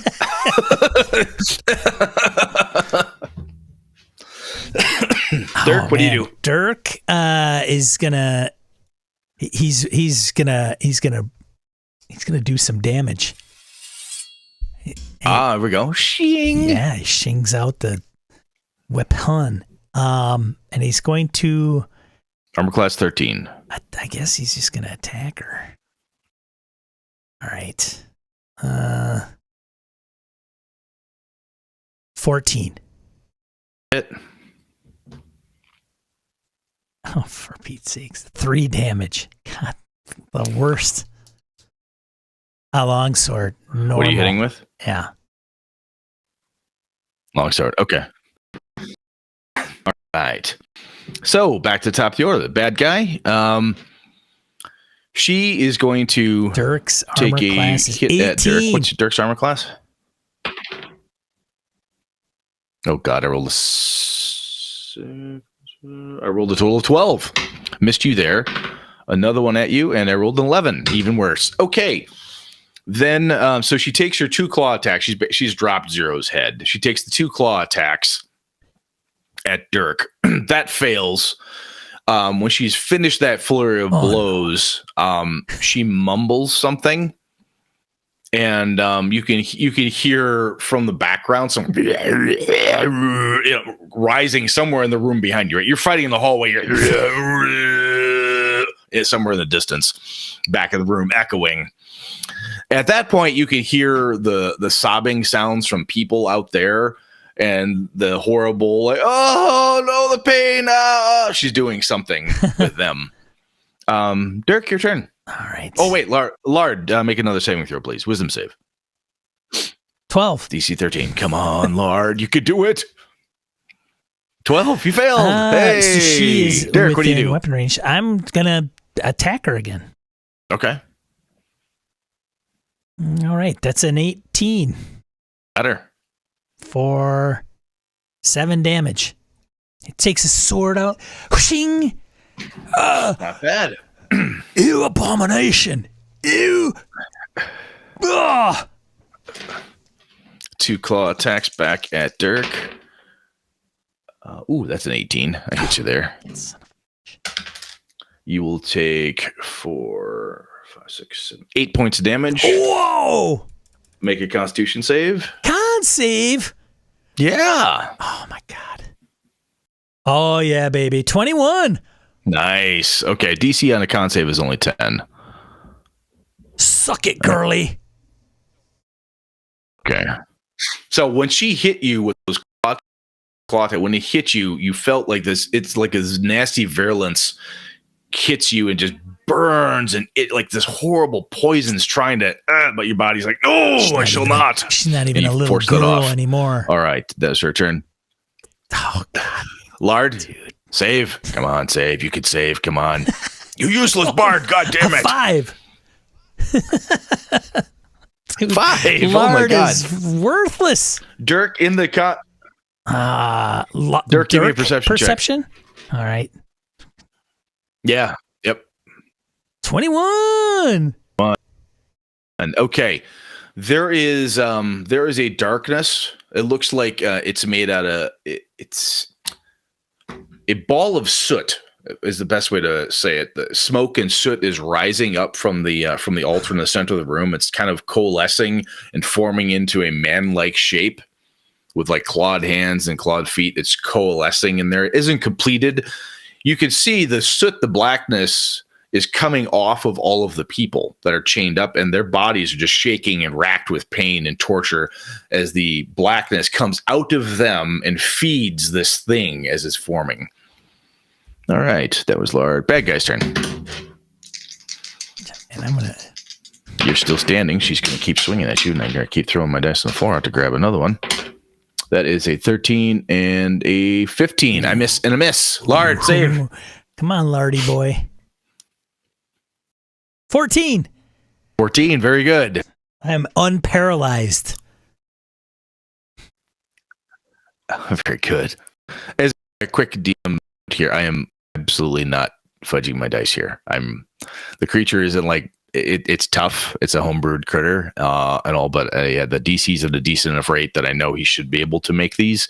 I'm not fudging my dice. Dirk is tough enough that with the creature fighting him and focused on him, she's not going to bother with Lard because Dirk continues to hit her and do damage. So I'm like, I can't. I've got to roll an 18 or higher. And as cold as my dice are right now, there's no point for me to mess around or do anything silly. So, all right, Lard, you are freed. You can you cannot attack, but you could take another type of action. What would you like to do? Lard, free action. Dirk says, "To the altar, Lard, to the altar." And so Lard boogies down there. To Okay. see if he, yeah. Okay, he starts heading down the and ramp, then getting towards it. Okay, Dirk, your turn. Will take out that thing that is posing as a girl. Oh, Dirk. Dirk, give me a perception check. Perception 19. Good. Okay, as soon as Dirk, you bark that order towards Lard, you can tell that has it distracted.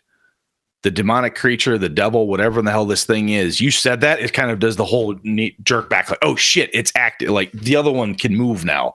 So she's aware of it, and you could tell that your directive to Lard has impacted its thoughts, right? You've told your friend to do something that she doesn't want you to do. Your turn, though. Go ahead, Dirk. So Dirk is going to attempt to attack her again. Go for it. All right. AC Long 13. sword. Natural 20, baby. Natural 20. Critical. 24. How much damage? How much damage? Oh, you've got to be shitting me. I rolled a 1 and a 2 on the damage, so a total of 5. 1, 2, 3, 4, 5. Jesus. Wow. Okay.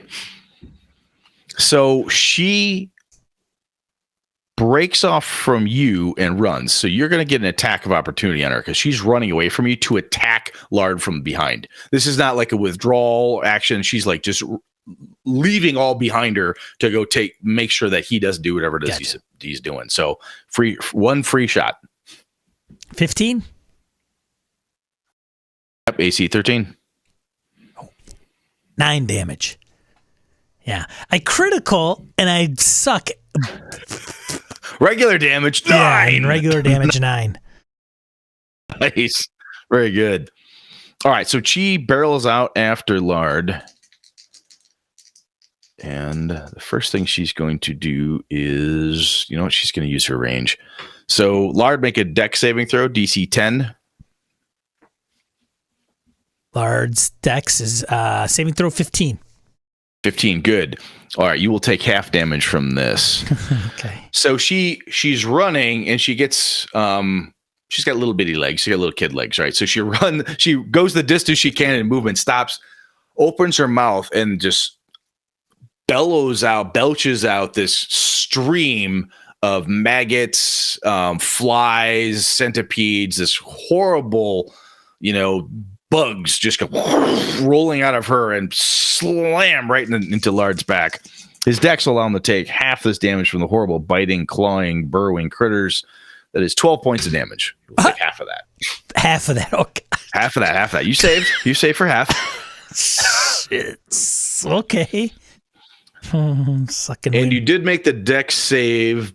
So I'm going to say that you're not knocked over either, right? So you're running down the 45 degree. She blasts you from behind. You're able to keep moving. You stumble, but you keep rolling. So Lard, your turn. So for the record, both of my characters at this point have 4 hit points each. All right. So Lard, yeah. At the beginning, but you know what? It is what it is. Yeah. So Lard, you can get up to the altar. The smoky creature coalescing building out there it's starting to form. The eyes within it are glowing red, and it's starting to take more shape. The eyes are glowing red. And looks like whatever's happened, something bad's gonna happen. So I try to get within, say, I don't know, 60 feet. Can do that easy. And I whisper a sweet melody. Okay. What is it? When the bow breaks, the cradle will rock, and All right. down will come demon, cradle and all. No. So, What is this? Wisdom saving throw. DC 13. I rolled a 12. Takes 3d6. With all my bonuses, I got a 12. 3d6 damage. Where is it? What are you casting at? Her or the thing? The thing. Okay. 11 points of damage. Sleepy, sleepy. All right. What is that spell? What did you do? Dissonant whispers. Oh, Dissonant Whispers. Oh my God, that thing's brutal. Okay. That song goes out. The spell hits the creature. Once it hits the smoky, soot-filled, coalescing thing, it hits the red glowing eyes bulge. The body starts to cave in on itself. You could hear the little girl demon. She screams in the background like you hurt her. And at that point, the coalescing smoke thing falls apart. Literally like you took black creosote and just dumped it. Just there's this oily splat where all the blackness falls out. The people stop screaming and moaning. Now they're just crying from the pain. Lard does a quick turn back. Dirk can see it. And the girl is laying there now. Her body's twisting and writhing and starts to contort and transforms into, it's very clearly a demonic body. And it's just kind of standing, trying to rise up a little bit. It's all bits of the girl form are like still, the flesh still stuck to her, but its actual natural form is there now. This spiky, horrendously scaled thing with a big gaping maw. And she's this, she's really, really wounded and is crawling, trying to make her way to the altar. She's saying something like, Father Orcus, Lord Orcus, save me. Dirk, what do you do? Your turn. Dirk attacks her and says, Orcus isn't going to be here to save you this time, girlie. Yeah, come on, baby. Shit. Oh. You have advantage, dude. Oh, for Pete's sakes. A 12 and a 10. All right, so you slam into the dirt near her. She has the opportunity to turn around. This little last ditch. Dirk, make a Constitution save if you would. Actually, excuse me, Wisdom save. 11. 11 DC 10. You made it. She turned around, and for a brief instant, you saw this cute little girl, and she just said, help me, please. But Dirk's like, no, I shook it off. You rolled enough. Yeah. The illusion's gone. Lard, what do you do? I see you, girl. It's not you. You're the demon. Lard's going to, I think he is going to,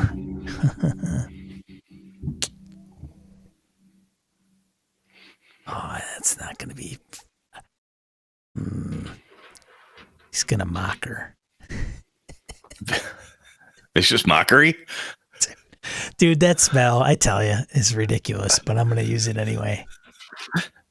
And you're ugly, and I don't like you. Pretty much. All right. Yeah. All right. Yeah. You Are you ugly. going to saving throw on that one? Yes. Wisdom save 13, please. 15. Okay. Dirk's turn. Yeah. Dirk's turn. He still has advantage because she's still on the ground. He's going to attack her then. Okay. Yeah. No more Orcus. 11. Oh, God. An 11 and an 8. I have gone cold. She's got nothing left. You're going to kill her. She has 2 hit points left. Come on, Dirk. I had my one last little gasp of her trying to illusion you. You can take care of her from here. She's weak and down, and you've stopped her flow of power. So, all right, you have destroyed her, or at least banished her from this plane. So good for you.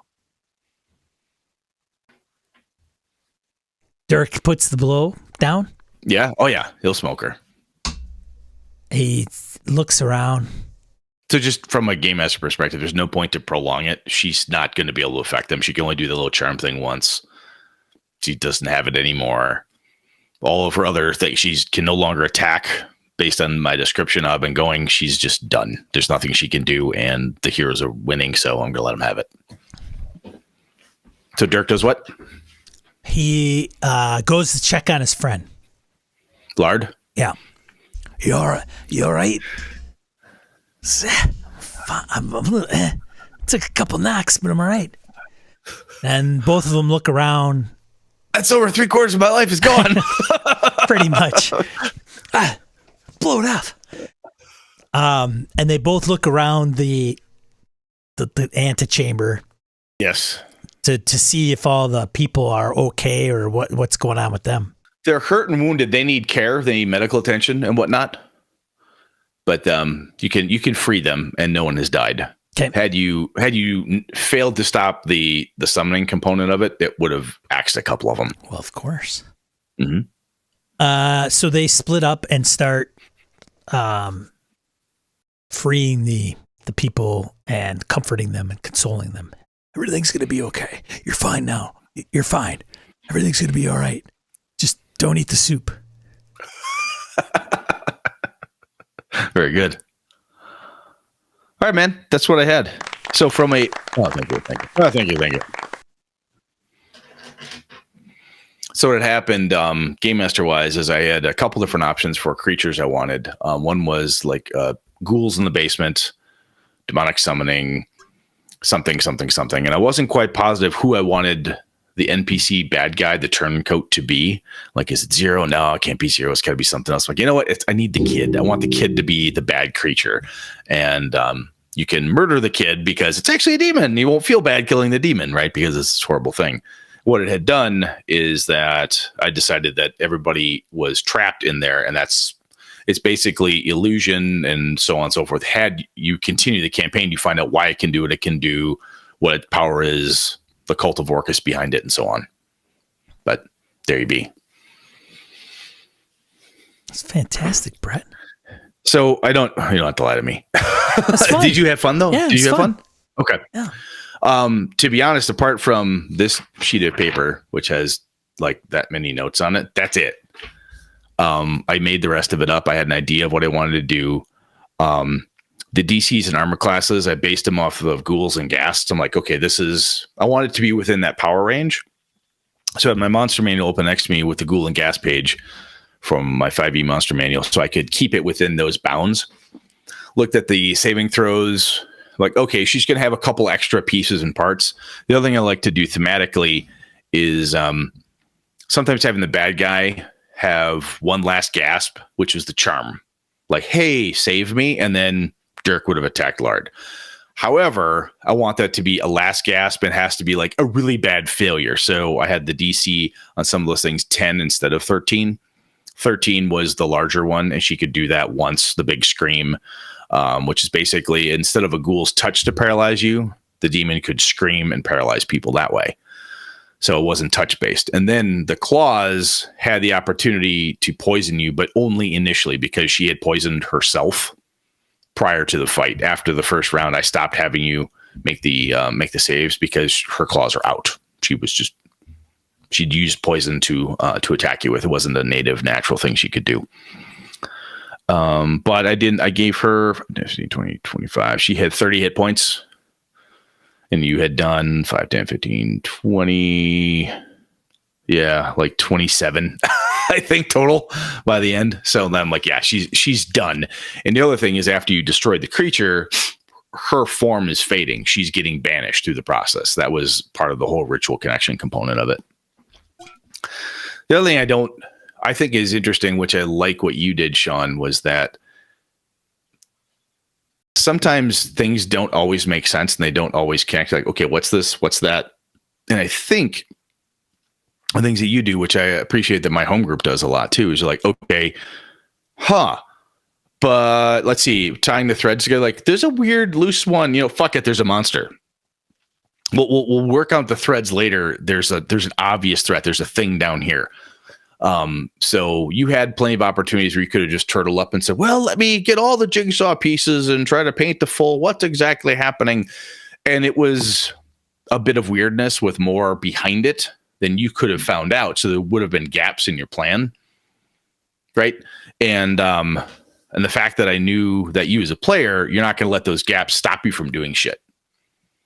Right. You're here to play. So you're going to play D&D. You're not going to, you're not going to be like, well, I only have 3 clues, but I think Brett might have 8 clues. So let's wait until we get at least 7 clues before we go forward. You know what I'm saying?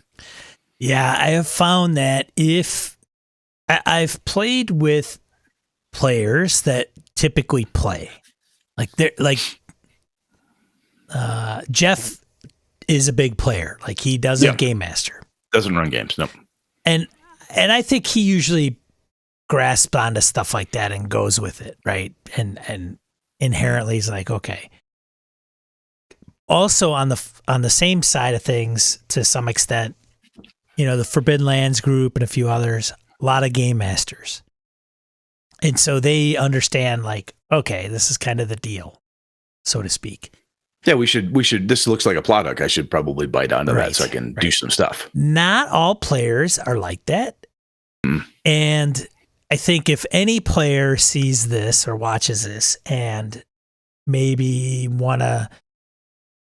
I probably would have investigated a little bit more, what have you. I don't think that's necessarily a bad, wrong thing to do or an approach to things.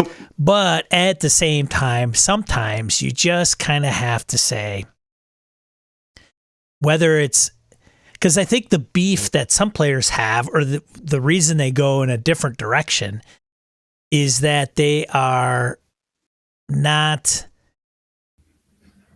to them in their brain, sometimes it may be, well, that doesn't make any sense to me. Yeah, they're following a chain of reasoning to try to lead them to one place or another. That's a perfect way to frame it up. A chain of reasoning. Yes. So there's some constraints we had. We said, hey, this is gonna be a longer episode. I didn't want to drag this out. Right. Had this been a multiple episode type of game with more players, right? 2 players is different than 1 player playing 2 characters. It's a totally different dynamic as well. Doing a smash cut between 2 different players versus 1 player's 2 characters has a different feel and approach as well. Because if I smashed over to, let's say, Eileen, and she was outside investigating, and she's like, okay, let me check. And if her dice were hot and yours were cold, she made a quick survival check. She would have found, there's a lot of footprints out here that lead to this Dorothy door, or she would have seen the Dorothy door. You just rolled for shit. So I'm like, you don't see anything and you just ignore it. You ignore the obvious door because it doesn't matter to you. And in that meantime, between a smash cut like that, between people, you'd have been in the room talking to Zero potentially without her there, or having the side conversation, and different things happen because you have time to think. Well, she's out there looking around. You're like, "Ooh, I just thought of a really good question." Note. And then when I come back to you in the Smash Cut, you're like, "Aha, I'm ready to go," and really fire away. Where in this case, I thought you did a great job because it's tough to play two characters sometimes and then operate freely between them. As a game master, I couldn't quite figure out what the fuck you were doing with the singing thing. I'm like, "Oh, he's just having fun. He likes doing this." Like, you were singing a lot. I'm like, is he doing this to be annoying to me, or is he doing it to have fun? And I'm like, you know what, bard, Brett. I know. And I'm like, wait a minute. Yes. Yes. Well, it's interesting though, because a lot of times when I have run stuff with players who are playing bards, they do that initially and then they stop. Like, now it's time to be an adventurer and no longer the bard. And you carried the bardic approach through, which I thought was kind of interesting. Hi, Brett. I don't know what to say. I have a bard as a character. I'm all in. The bards. So the other thing that for me, because I only have concepts and things I want to do, and I'm making a lot of it up, and depending on I know how it will start and the basics for the ending. And a lot of it comes down to, for me, as I'm making things connect and making sure that this works and that I'm following a chain of reasoning that you're helping me lay out as you're finding something, you found this interesting and so forth.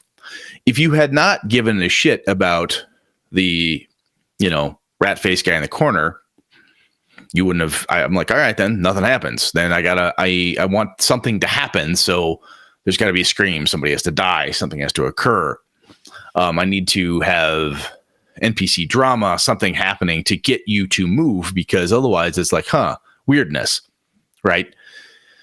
And the whole thing was the little demonic creature was just fucking with you two and Zero and Corellian trying to, sorting things out. And it wasn't like I was tempted to do an old school straight dungeon, like a 3-4 room dungeon. But I thought, well, D&D can be a lot more than that, and investigating, talking, performing, and so on. And I know sometimes I don't call for skill checks, or sometimes I do. My logic, I tried to say it, but my logic for calling out certain skill checks was, I'm like, well, you're in the middle of a fight. You should probably, if I said, oh, she turns to attack Lard immediately afterwards, she's like, well, wouldn't I have seen that she was going to make a move or something because we're in close combat? How do I not see? And I didn't think you were going to do that, but I've run into that before. And I'm like, well, in a system with a skill check, I could have you do a perception check as the combatant, just to throw away. Here, check this. You do it. And if you failed and she ran away from you, you're like, where's she going? You're not sure. You could, then it's up to you, Sean, to make the assumption. But because your character made the roll, I tell you, Dirk knows she's worried about this based on what you said. Ting. Now we can take some actions based on that. And I think that helps. I tend to use the perception quite often because that's the one I find people are always like, what do I see? What do I know? What do I observe? And it's such a more active and passive thing at the same time. I could just say, well, what's your passive perception? You don't notice it, but I'm like, they're in a fight, and especially in a fight, I want to be able to succeed or fail based on dice in D&D. So did that work for you when I did that? I think so, for the most part. I mean, I don't have any complaints about how things. I don't have any complaints about, oh, that didn't make sense, or why did he have me do that? And then, because when you explain, it's funny because you could explain things and break the fourth wall, but it wouldn't matter to me going back to the action. Yeah. Because I would still act the way I would want to act given the situation and not consider, I mean, to me, why you would do something or present something as a game master, because the fact is you still present it and I still have to react or deal with whatever's presented. Knowing that it's like, well, that's kind of the hook, right? I mean, you wanted me to go back into the kitchen, but to me, So going back to an example where it was like, maybe contrary to what I'm saying, is when you mentioned the kitchen and the guy or thing or whatever that went back there, I was like, yeah, do I have enough to go back there? I don't know. Yeah, and that's where I'm like, huh. So from like GM perspective, I'm like, okay, he's not doing what other people have done in a similar situation. So my first thought isn't, why is he being obtuse or blah, blah, blah. I'm like, I'm not giving him enough. That's my first thought. Quite frankly, I hope I portrayed that. I'm like, okay, I'm not doing something to make you, this sounds railroady, right? But I want to make you have a reason, not to make you go somewhere. And I think I may have misstated it earlier, kind of off the cuff, but I want to give you a reason to investigate the cool thing. Right. So part of this was like, from a lore of the world perspective, I'm like, there's a black hand. This isn't a real world. It's just something I'm pulling together for here. It's like, oh, black hand. I've used that type of assassins thing before. So then make Sean ask about that. How does that match? What is this thing? A bit of world lore. And then the Orcus demon in the basement. Okay, there's Orcus there. I get that. But I wanted you to be interested enough in the area and poking around the inn. I'm like, okay, I'm not giving him enough. He doesn't have to leave the common room right now because everything's coming to him. I can't split you up. I can't make you go anywhere because I'm not giving you anything interesting. So from my perspective, I took that as shit. What can I add? What can I spice this up with? Right? Because I don't want demons to keep kicking in the door, and I don't want everything to come to you. I want to make you go get stuff, but you're not going to go get it if it's not interesting. Right. And when you said that you think you saw something go back there, or the door moved, and there's nobody back there. I didn't know, could it have, to me as a player character, I could have been like, okay, that's odd, but is it my place? Maybe it's a real short person that I didn't see over the bar. Where if you would have said something like, there's this little demon thing that laughs at you and cackles, goes scooting off into the kitchen, I'd be like, what? That's a good, looking back at it, what I should have done is said, you see the girl. Oh, I said, girl going in the kitchen. That had driven you right there, right? Made you want to look at it, even if you went back there and she wasn't there, or whatever the case was. Or went back there to say, you're not supposed to be back there.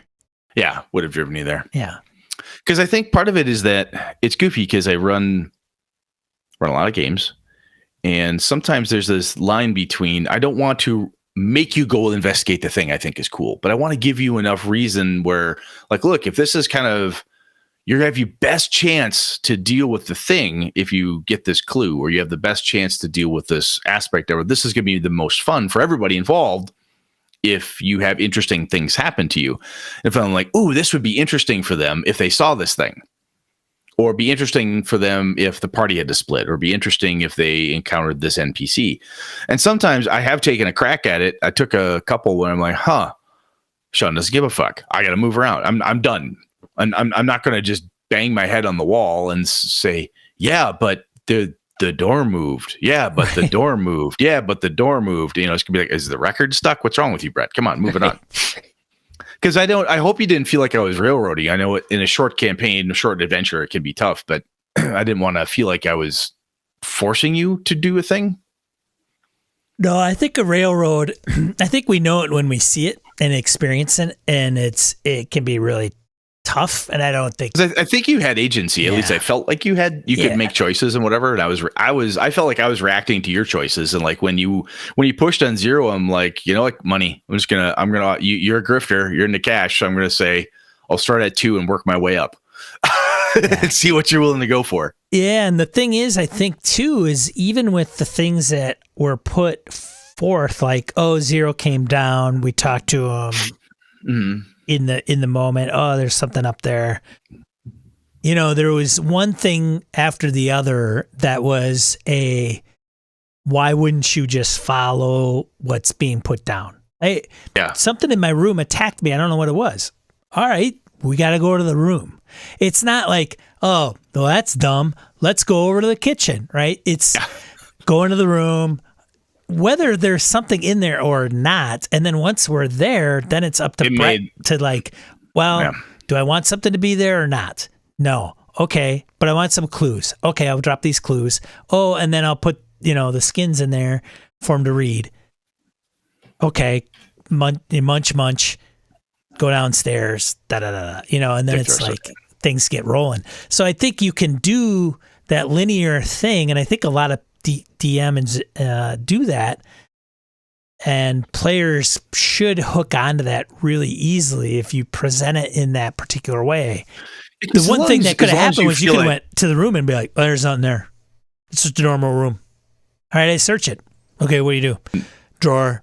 I look under the drawer, look under the bed. Is there any personal possessions? Nope. Am I in the right room?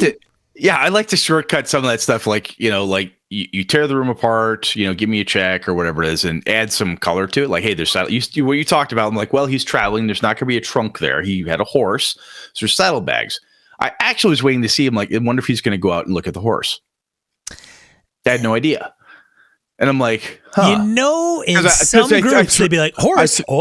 Horse, son of a bitch. We could use a horse. Horses would get us to the next town. Fuck. Right. Fuck. But I was thinking, like, what happens if they go to the stables? And they being both your characters, I thought, shit, I said saddlebags. What if he decides to go out to the stables? I don't know what I'm going to do then. I'll figure it out. If it happens, I'll worry about it. But I'm like, okay, I said saddlebags. I should have just said backpack. That would have kept him in the room. Because the action's in the end, and sometimes the choice of words like saddlebags, saddlebags equals horse equals a place outside this building. There's no backpack, but there's saddlebags. And you're like, saddlebags, horse. Is there anything in saddlebags? No. Horse. Okay, let's go get the horse. It's goofy how one descriptor like that could have caused you to go look at something where I didn't quote unquote didn't want you to go see, or I wasn't prepared for it, just because I said saddlebags just for color and descriptive. Did you feel like you had enough agency to do different things and stuff? Because I didn't want to squash your creativity and so forth, but I knew we also had a shorter period of time, and I didn't want to. So the short answer is yes. The only comment is, okay, I know the cook, I know the owner, or I know their names or whatever, right? And then I think then it's, how do I put it? How do I get involved? Like, what's the boundaries that the normal dwarf and human would have in a tavern given the situation? So like, okay. Right. So like the whole door, like the door moves and somebody goes back to the kitchen. Okay. Whatever. Right. Should I do that? Maybe I could, but then somebody's going to be like, hey man, what are you going to the kitchen for? Wait, this is, personnel only. Whoops. Oh, sorry. My bad. See, I know some other players would be like, well, I've got a bard. I'll just bluff my way past anything. I belong back here. Fair. But again, that's one player's perspective versus another one. So your thoughts are solid there. I like that. That's for me, it's like I'm strangers coming to this town. It's going to say at the Copper Cup because I need solace from the weather and the shit that's outside. Do I just go swinging my what around and walking into everything I want to just because? Yeah, is that really? Is that what I would do? Is that socially acceptable?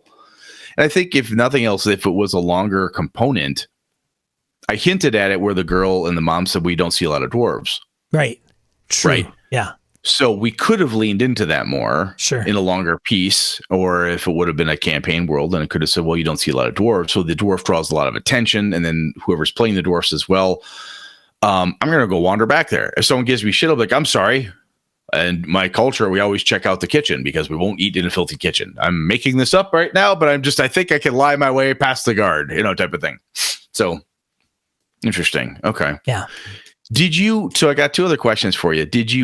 Was that enough combat for you? Did you want more fighty? No, I think for the amount of time that had taken place, that was plenty. I'm not big combat guy. I mean, yes, I am, but. Well, I should say that was an advantage from having played with you before. I felt pretty comfortable that if I had one fight, Sean would be cool with one fight, but I just wanted to verify. Yeah. I felt pretty confident that you'd be good with it. Yeah, it's got to fit the story, man. I kind of think like if you're like, well, again, present the opportunity, and if they decide to turn it into combat, great. Yeah, you could have picked a fight with Zero and he'd have went, he could have had a stabby fight right there. Yeah. Yeah, and I just didn't see the need to have him on my side of the fence. I didn't see the need to stir things up, and that's not the characters I was playing. True. There's always like a character maybe or an NPC that's got a chip on their shoulder and they're Billy Badass, and they want to go into the prison yard and go up to the biggest MF kick their ass. Yeah. And it's like, what? That doesn't make okay, whatever. So I noted, at least it seemed to me that I find different people react differently to named NPCs. And sometimes people are like cook, owner, cook, barkeep, little kid, mom, dad is easier than Haleth the owner, Corellian the cook, Quinn the boy, so on and so forth. Would it have been easier for you as Sean if I'd have just went with like job titles versus names? No, I don't think so. I'm a big fan of everybody having a name, although it's hard to keep track of who's who. That's where I was going for. I'm like, sometimes not a risk, but I guess this kind of risk you run when I have a closed environment like this. Yeah. If everybody's just a job title, it's kind of feels mundane, right? Like, sure. Unimpressive. Where if you say Haleth, Zero, Quinn, I had Sarah, Marith, Corellin, and I was ready to make up other names if I needed them. But I'm like, well, sometimes too many names, people are like, who's the cook again? Right. Because they feel compelled to use the name. So I'm toying with saying, Haleth the owner, Haleth the barkeeper Haleth, or Corellin the cook Corellin more often when I use their names just to drive it home. But because I don't want the players to feel like they're dumb or they missed something when I have to correct them. Like there was one point where you got confused. I was being Quinn the boy. You thought I was somebody else. Oh. And I had to correct you. The little discussion by the stairs. I'm like, well, this is real D and this is real gaming. This is what happens constantly. I shouldn't say constantly, but it happens. There's a shit ton. I just did a bunch of name dumps on you. You met a bunch of people. Things happened. And you thought I was doing a different person, which is totally fine. It happens. But I felt like, oh, no. I got to correct you. Fix this. And I wondered like, So I think cut back on the names would have helped. I don't know. I think with names, you gotta. I personally think you gotta have an organic method of bringing them forward because you wouldn't know anybody's names unless you know the person. That's what I tried to do. You never asked the little girl. I mean, you asked the little girl like you never asked her what her name was. No. That's right. You never asked her the name, and the mother and the father you didn't ask the name. So I just went with mom, dad, little girl, and older boy. Right. Sure, and that's fine. But when the other folks, I did name kind of out of the gate. Right. And the names of the cook, like I was like, how would I know the name of the cook? Whatever. Haleth yelled it. Was how we knew. Fair. Haleth yelled it. Said, Corellin, get your ass out here. Right. Explain yourself. Blah, blah, blah. Right. Sure. And to me would have been like, that's me. Right. Yeah. Does my character remember the guy's name?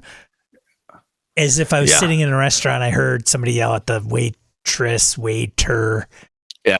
Is it like a funny name or is it like remind me of my, mom or dad or something? Right. And then I'm like, oh, that's, So it's one of those for me, sometimes lore in a way, or the setting. If I don't give names to people, like if Haleth is mad and I said, when you walked in, Haleth is he's the owner, the barkeep, the hostler, or whatever. He owns the place. And when he yells for the cook to come out, I'm like, I have to yell his name. He wouldn't say, Cook man, come forth. Cook, come out here. Right? Unless Cookie, if I could have went Cookie, which is one, because my mother grew up in a restaurant in Upper Michigan, and the lady who was behind the stove most of the time, she got the nickname Cookie. That was just what everybody called her. So it's possible you can have those type of things. Still a name at that point, though. Usually, it's still a name, right? Yeah. But anyway, short version is sometimes I wonder if if I threw too many names at people, if it was what I started doing like at cons, a lot of conventions I've played at have had little dry erase mats on the table. So I keep a couple of dry erase markers in my my game bag, and I'll write down all the NPCs' names. I'll write them on the table where you can't miss them. Because if I'm doing theater of the mind like this, where there's no map, I find it's more important to write the names down. Sure. Haleth equals this guy. This person equals that. Her name is this. Her name is that. This person's name is this. They are called this. If I do that, then everybody references, instead of asking me, they look at the table and say, who's the cook again? Oh, yeah, it's Corellin. Who's this? Oh, yeah, that's Sarah. Oh, who's that? Oh, that's Jeremy. Okay, I got it. They can see it. If you're at my house or we were gaming in my room, I use the whiteboard, or even if I don't have any of that, I write down a piece of paper off and put it on the table so people could reference it. So, but you had fun? Was it all right? I did. It was good. I liked the approach. I like what we did. Okay. It's fun. Yeah. I hope everybody else did. So you have to let us know. Yeah, and if there were decisions or things that we did, part of the other reason to do this is like to try to pick apart. If somebody's like, Brett, I think you fucked up, you could have done, or hey, how come you didn't do, or if you had a better way to do something, or if there was. It's funny because if I go back and listen to it, I'm positive I'll be like, oh my God, gaping plot hole. Oh my God, plot hole. Oh my God, blah, blah, blah. But at the time, it's just there. It's happening because you're listening to what's going on, what makes sense. You're building your chain of reasoning and you're hooking it and connecting it. And you're like, oh, to the basement I go. And that's where you end up. I think I had enough in me so that if Sean would have went other places, I could have helped eventually direct by building that chain to lead them to a different location. But anyway, cool, man. I'm glad you did this for me. So thank you. I appreciate you playing, man. Yeah, it was fun. I'm glad we did it. This format, Yeah. It's interesting. If you found value out of this, give us a like or subscribe if you're watching this on YouTube. Thanks to everybody in the chat that showed up and sat back and watched this. Hope it was interesting to you. Again, what Brett mentioned, and if there was something that, I would have went this way or that way, or things that I would have found that I would have done that would have been helpful, let us know in the comments or write in to us for Gaming NBS. Otherwise, you can find this at your podcatcher of choice and write in to feedback@gamingnbs.com. We could field it that way. Mm-hmm. But I think that's it for this one. Good, man. I think we've got a couple different ideas for what could come next. I like the idea of talking about starter sets. Even what we just hashed out here a little bit, named NPCs, how you introduce names, how to do it organically, and so forth. I told Sean, I said, depending on how this type of little side piece goes, this may well ignite some other regular topic ideas to hash out. So anyway, I appreciate folks listening. As always, you guys are awesome. Well, everybody who listens to us is so much fun. So thank you. Thanks so much for tuning in. Thanks for subscribing. And for Gaming NBS, I'm Sean. And I'm Brett. Good night and good game and all.